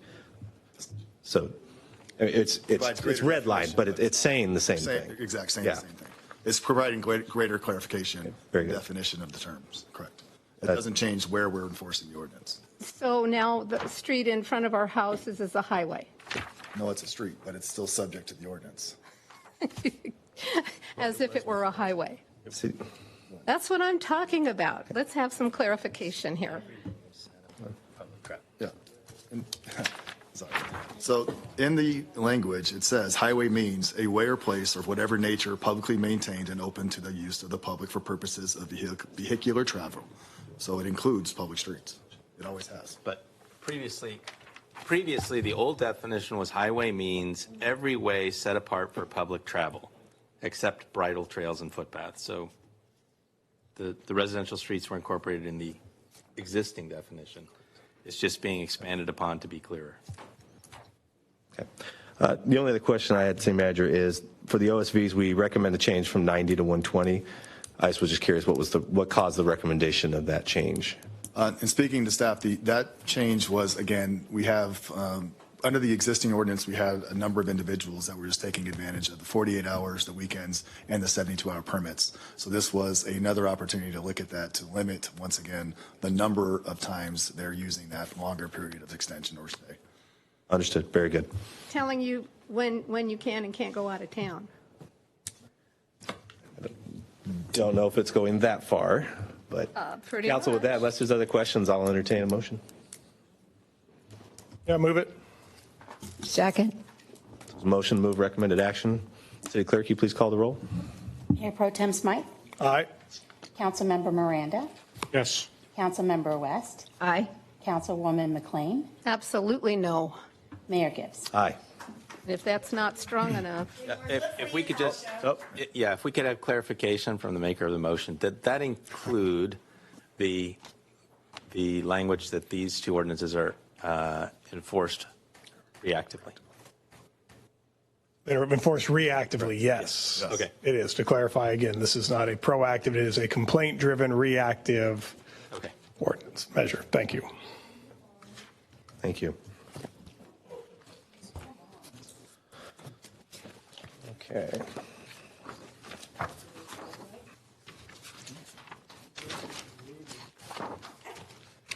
Back here.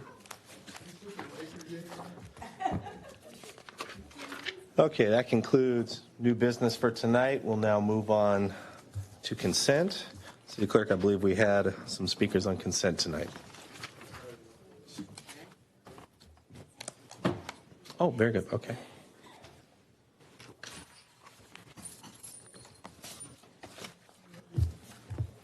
Okay. Oh, perfect. Very good. Thanks, man. Okay, our first speaker tonight is Diane Zimmerman.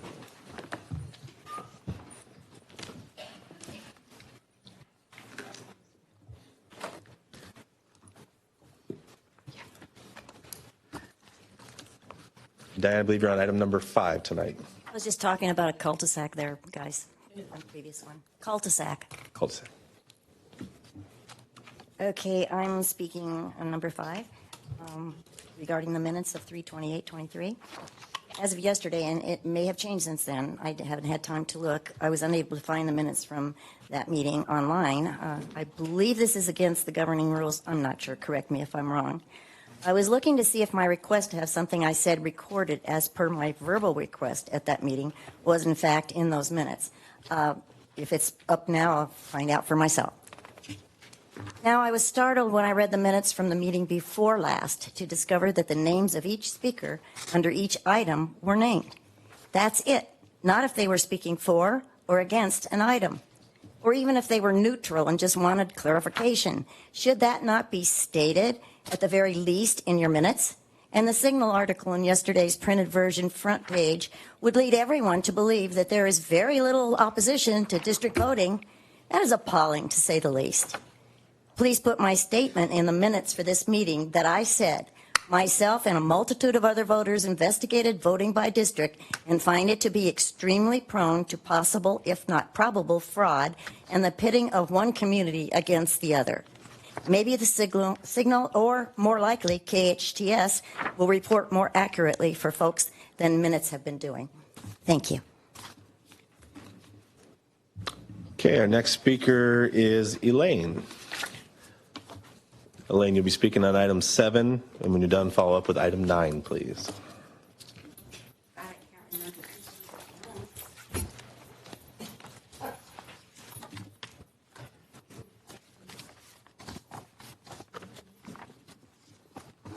Okay, number 7 is regarding the fentanyl. When I read it, I have some issues about that. Not that people shouldn't be held responsible, but now that government is intervening with the FDA, they go along with certain things that they approve and then complain about the FDA that they don't want it approved. And I think it's I think with fentanyl, they are claiming because it is a synthetic drug. So is Oxycontin, so is oxycodone. And those are both horrible drugs for people. And I don't think that the fentanyl should just be separate. I think they should include all of those drugs. And I think you should decide whether or not you're going to trust the FDA or not. I mean, look at all the people, and this is going to be a trigger point. Look at all the people who have died or had serious illnesses from FDA emergency approval of the jabs and of the boosters. So I think there needs to be more clarity on this situation, and I think there needs to be more influence from people and more questions asked. Everything just gets passed, but nobody asks the difficult questions. Nobody asks about all the other drugs that are doing bad things to people, that are causing harm. Sometimes you love the FDA, sometimes you don't.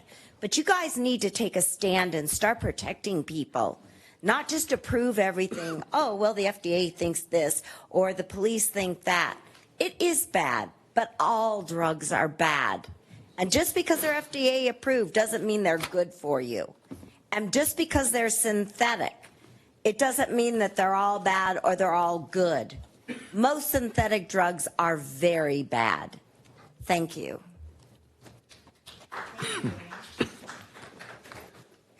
Elaine, you had card number 9. What is it again? What's 9? You can just make it up. I'm just kidding. Roller rink. Oh, The yeah. roller rink item tonight. Well, I'm tired of hearing that you people have no money for this, or cities don't do this, or cities don't do that. You are building a roller rink. I mean, I guess roller derby's coming back. I don't know. But anyway, you're building the roller rink. You're building the BMX. Yet every time I've come up and asked for something for the arts, for adults that maybe can't roller skate or do BMX or something else, I keep hearing, oh, it's going to cost this much or that much. You seem to all have money for the things that you want, but there's no money if it's not on your priority list. And I want to know how we can get things to your priority list so more adults are entertained and encompassed and being able to enjoy things, not just, celebrate or what's the other one, senses, but I mean, why can't we build a place, or why can't we convert a place, or why can't we have a place for the arts, for music, for dance, for anything else, plays, real plays, not, where it doesn't even have to be equity, it could be equity waiver, but professional people who are doing this. We have nothing up here. Oh yeah, now we're the Marxist city, I mean, and nobody even said anything about that. So there seem to be things that you people will allow. Giving all the money to COC, there are people that won't go to COC because of what they stand for. Why don't you protect them? Why don't you give them an alternative? There's no alternatives up here. It's your way or the highway. I think it's time that you started listening to other people. It may not be your agenda, but BMX and rollerblading or roller skating isn't my agenda either. And I've asked all along, please, can we have something for the arts? Nothing is for the arts. Oh, you'll pay millions of dollars for a statue at a park or something, but nothing else, nothing where someone could go to music, opera, drama, anything, dance. A lot of people want you to disassociate yourself from COC and get your own performing arts location. You don't need to keep feeding in to what goes on at COC and their agenda. Get your own agenda and the agenda for the people.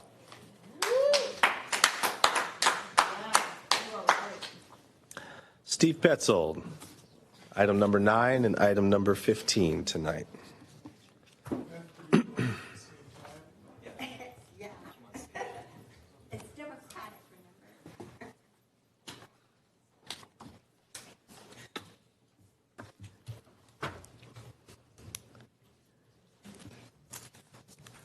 I saw this coming a year ago where, we get a couple cute articles about roller mamas skating on the basketball courts at Central Park and front page of the Signal.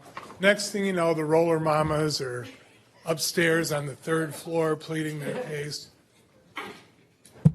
Come out with a proposal to build a skate arena over at the Santa Clarita Community Center. Now they come back, and it's just so mildly put in here. And it is recommended the existing design amount with anal verma be increased by $560,000. Hey, we decided not to go with a single-story open-sided facility. Now it's going to be a fully enclosed multi-use facility. So I don't know what. I guess it'll be air conditioned and everything, and I don't know what the other multiple uses are. But so like a project that started out, it was kind of like, okay, well, this is cute. People are skating recreationally. These mamas, they go up and skate at Castaic all the time. There are certainly other options. Plenty of sidewalks for those people to go skating. So I don't know why they need a multi-million-dollar. Are there any skating mamas here tonight? This way, Steve. Okay, so anyway, it just, and then you're using COVID money, right? The American Rescue Plan to build this. It was just like $12 million that went to Central Park for the multi-purpose field. The money is just flowing in from Washington, D.C., from the state, and you can't spend it fast enough. And that's why we have inflation. That's why I'm paying $4.99 and a dozen for eggs at the store, because all of that money that was created is driving up the cost for everything. So it's costing everybody in this room money so that the roller mamas have a place over at the Santa Clarita Community Center. And I hope that you realize what you're doing to the people here. I'm sure somebody will get an award for the design and they'll appear in a magazine. So, but seriously, it's just an example of government run amok. And you can't say no to the roller mamas. Or, why couldn't they convert one of these empty buildings? I mean, look at the top of COC, the parking lot there. That thing is always open. I swear. that would be a good place for the roller mamas to go. I'd like to see them skate there. But this is too much money. Timing's not right. It's not needed. It's not appropriate. I ask you to oppose it. Thank you. So now, am I the only one? You're it, 15. Okay, so we move over to the BMX park. You know, the BMX park, seriously, I am concerned that it looks as if the overlay is on the park trails for Haskell open space. And correct me if I'm wrong, but I don't like seeing the conflicting configurations for the BMX park with the hiking trails which people use. A lot of these BMXers, they don't use their horns, their ringer bells. I was over at East Walker Ranch hiking, and I had a BMX mountain biker nearly run me over while I was over there. It was just like, all of a sudden, I'm enjoying a hike, and the next thing I know, they're flying by me like I'm in the way. So I don't like seeing the conflicting areas with the trails, and I would ask you to maybe go to Avid Trails and ask them to redesign this. It looks like it's above the, it goes right up to the ridge line from what I see on the diagram, and I hope that you would consider this and table it for the moment and perhaps do a redesign or rethink whether that's an appropriate area. Thank you. Good. We had one written comment card in support of the completion of a BMX race facility. Staff, any comments? I have a comment, Mayor. Oh, yes, ma'am. I think it's always important when we look at trails that we're mindful of the fact that hikers, equestrians, and cyclists have to be kept safe. Single track is good, and I know that we will work to do that to make sure that all the different trail users are kept in a situation safe. And I've been working on the trails for so long and have seen complications when those points aren't well thought through. And so I'm asking staff to make sure that you double check on that because it is an important factor. I did want to say that we have a tremendously unique community here, and keeping them busy and healthy, and now that we're out of COVID, America needs to get back on its feet. It needs to get healthy. It needs to get out. It needs to socialize. It needs to do things. And the kids have had a rough time. They probably had a rougher time than some of the adults. And so I'm very supportive of BMX. I know that it's just loved by parents and kids for the common health and strength training and all the things that go with that. Did want to say on the roller skating, the facility will not just accommodate roller skating, it will also accommodate dance. It will accommodate art shows. It can accommodate all kinds of soccer.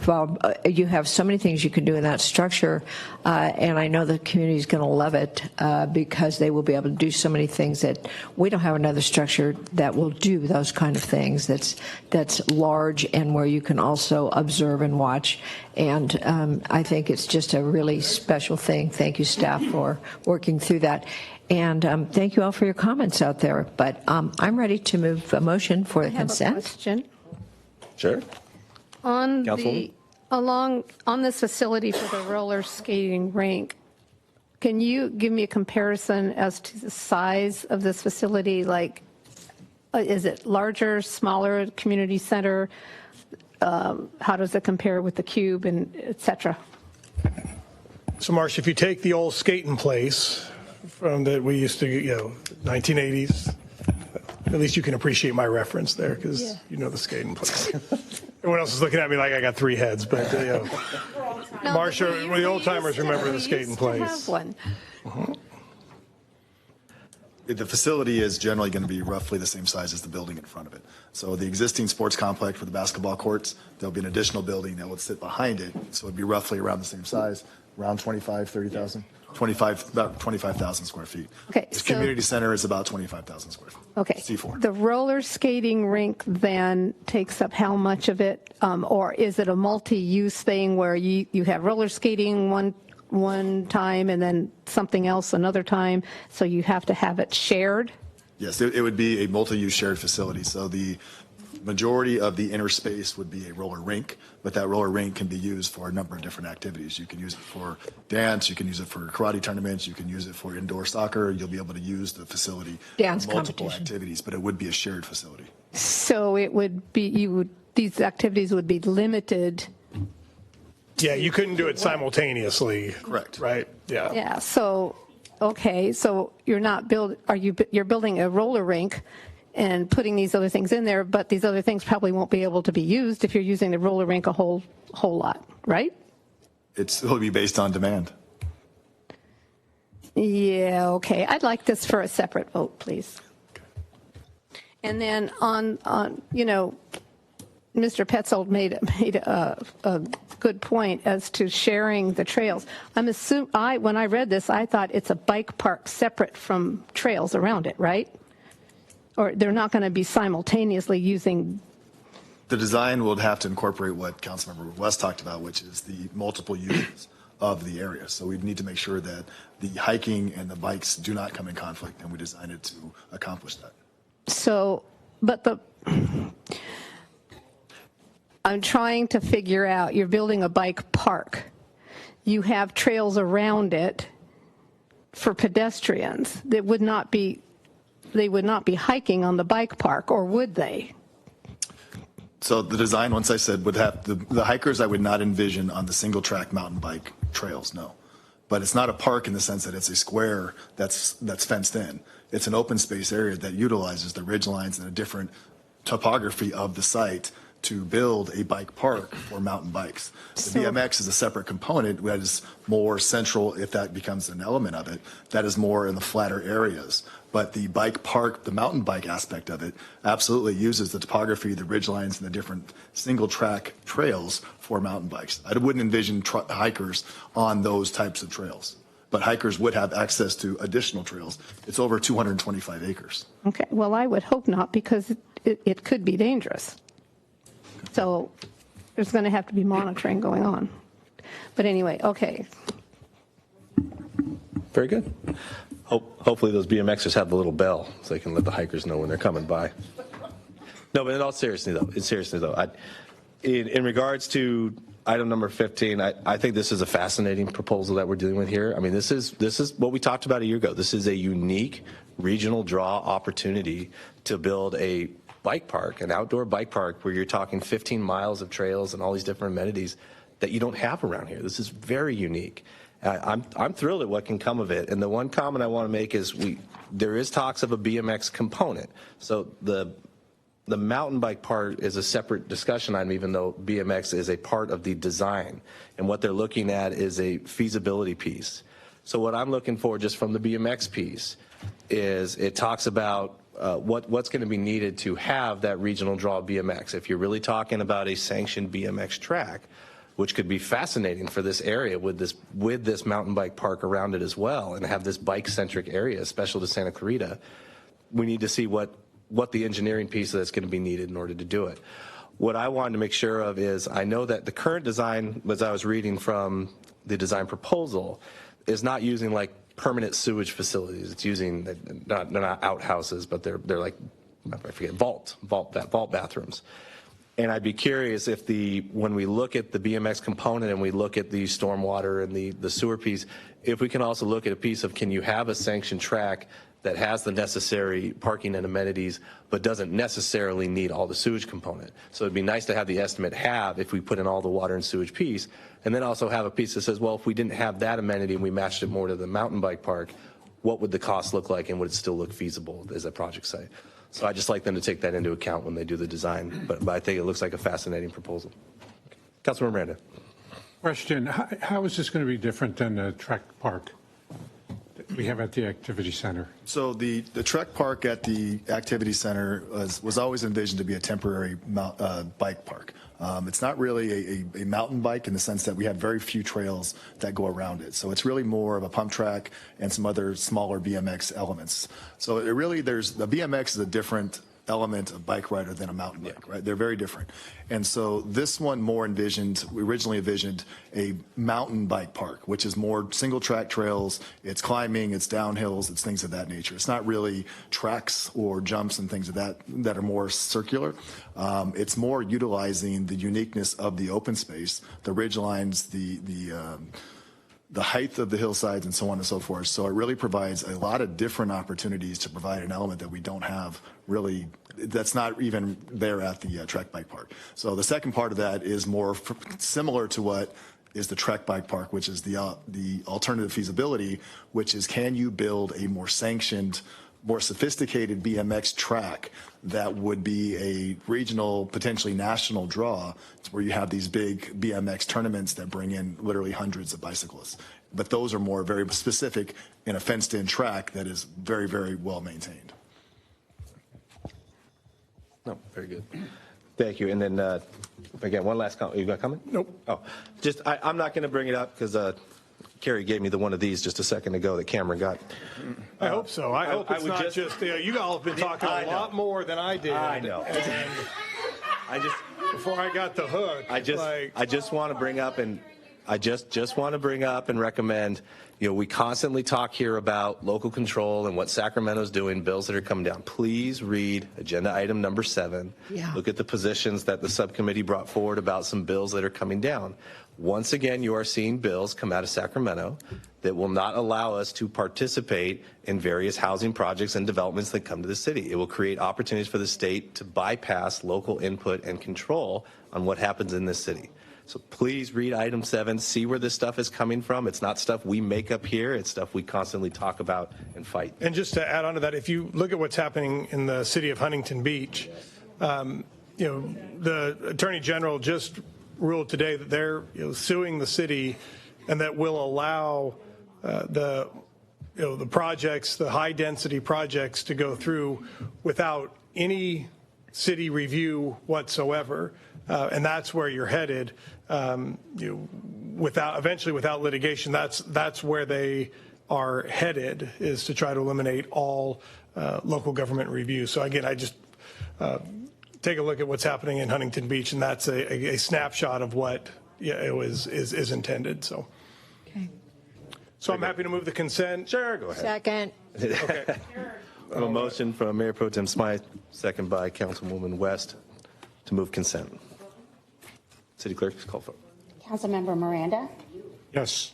Mayor Pro Tem Smythe, Aye. Councilwoman McLean, Yes. Councilmember West, Aye.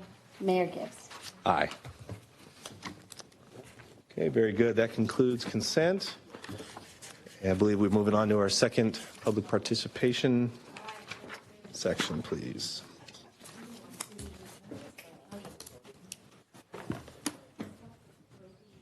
Thank you, ma'am.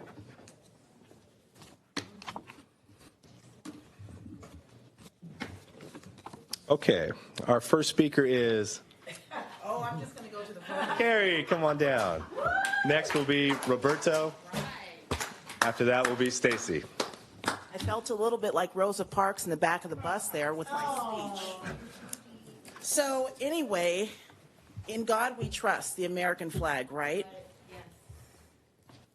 The God that we speak of here in the United States of America pertains to the God of Abraham, Isaac, and Jacob, who is the father of Jesus Christ, who we celebrate. Now, I know in this country we have religious freedom.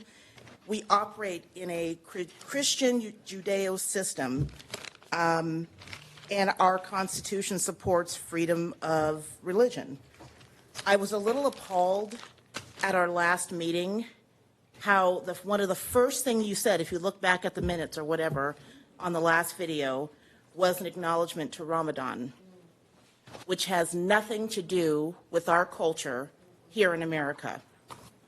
I don't understand why you didn't even speak more on the Passover, which is still going on. Passover is an 8-day period of fasting but you spoke more on Ramadan, a Muslim holiday. And I don't really see American traditions being carried on and acknowledged in Muslim countries. We send missionaries, Christian missionaries, to Middle East countries. We send our aid, we send education, we offer salvation to our God in our belief system so that they may be saved. The God, the creator of heaven and earth, the last time I checked, Allah did not die on the cross for our sins. Jesus did. So I would have appreciated if you guys gave a little bit more effort to Passover. And I'd like to kind of express a little bit about what Passover is in regards to the Seder plate, which you celebrate on the first 2 days of Passover. The salt water represents the tears of the Israelites that were shed in Egypt during the oppression of Pharaoh. All of the oppression that they were using when they were building all of the structures in Egypt at that time, it was heavy burden. These people were whipped. These people were abused. These go back to the 12 tribes of Israel, which also represents our ancestors here. The bitter herbs represents the bitter labor that they had to endure. The apples with the nuts mixed in with the wine represents the mortar that they used to build. So Judeo-Christian beliefs is in alignment with Christian beliefs.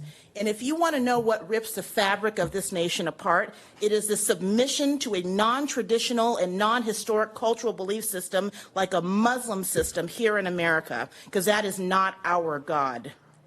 Acknowledging Muslim values and culture opens up what's called divination and tyrannical government. If it was so great where these people were and they didn't need the benefits of America, they wouldn't come here. They're under our republic and under our jurisdiction. We should not have to honor that holiday. Next speaker is Roberto Dubon, followed by Stacey. Good night.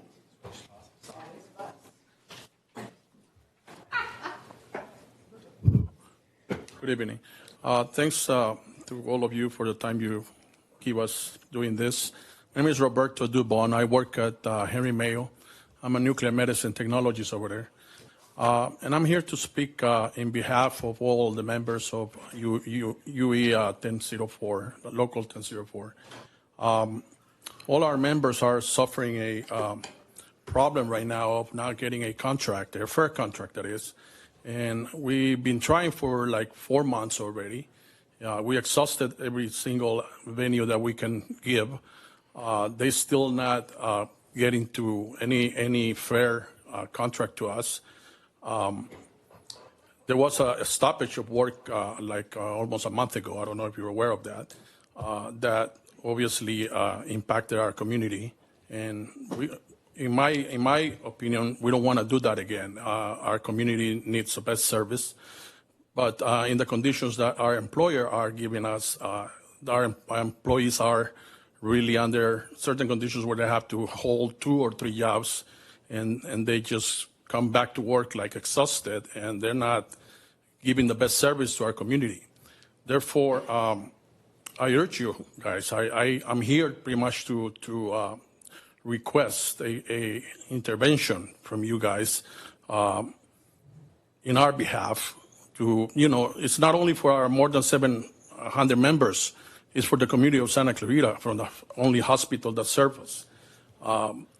It's other than the nurses, is the biggest bunch of employees that move the hospital, and our community needs, the best service possible.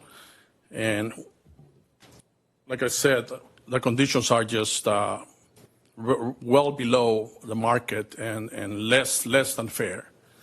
And right now we're passing a letter to our new CEO, and we would like to request you guys, or the mayor and the council members, to maybe participate in that letter that we're going to send to our new CEO and make him see what's happening.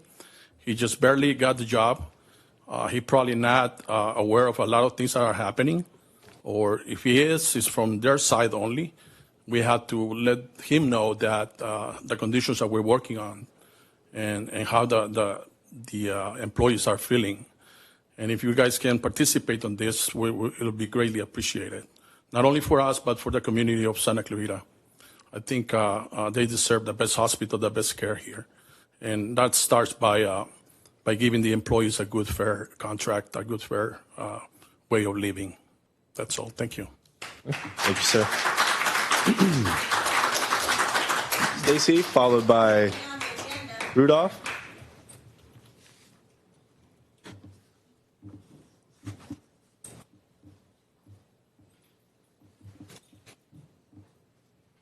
Good evening. My name is Stacy Suarez. I'm also an employee at Henry Mayo Hospital. I've been an employee there for 16 years. I am a surgical tech. I am part of one of the over 700 members of our UE Local 1004. I'm also a member of our bargaining committee. We're trying to get a new contract with the hospital. We have sat across from the hospital for over 4 months now, trying to get a fair contract from the hospital, and they have refused and gave us multiple excuses as to why they can't provide dignified wages for our essential workers. We had a lot of speakers here today. In my department, I'm a surgical tech. We had the One Legacy speaker come and get his award. As a surgical tech, we are in that environment. We are the ones receiving the patients who donate their family members. We take those organs, we harvest those organs for those people getting those vital organ implants. We are also the members who heard about people talking about the shootings and guns in schools, and we were there the day that we had the shootings at our Saugus School District. We were the ones that were in the ED.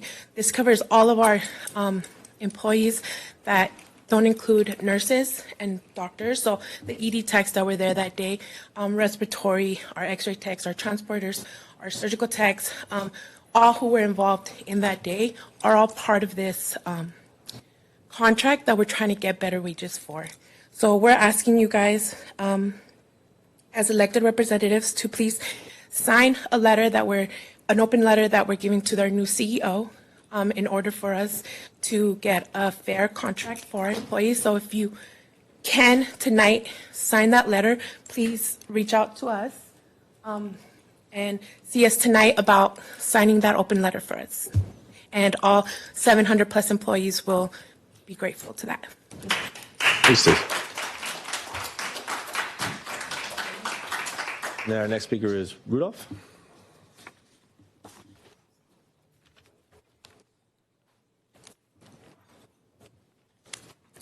Hello. My name is Rudolph Primero. I've been at Henry Mayo now for a little over 31 years now. I work in sterile processing. I sterilize instruments for surgery. It's a very important, it's a critical role at the hospital. Most positions there are.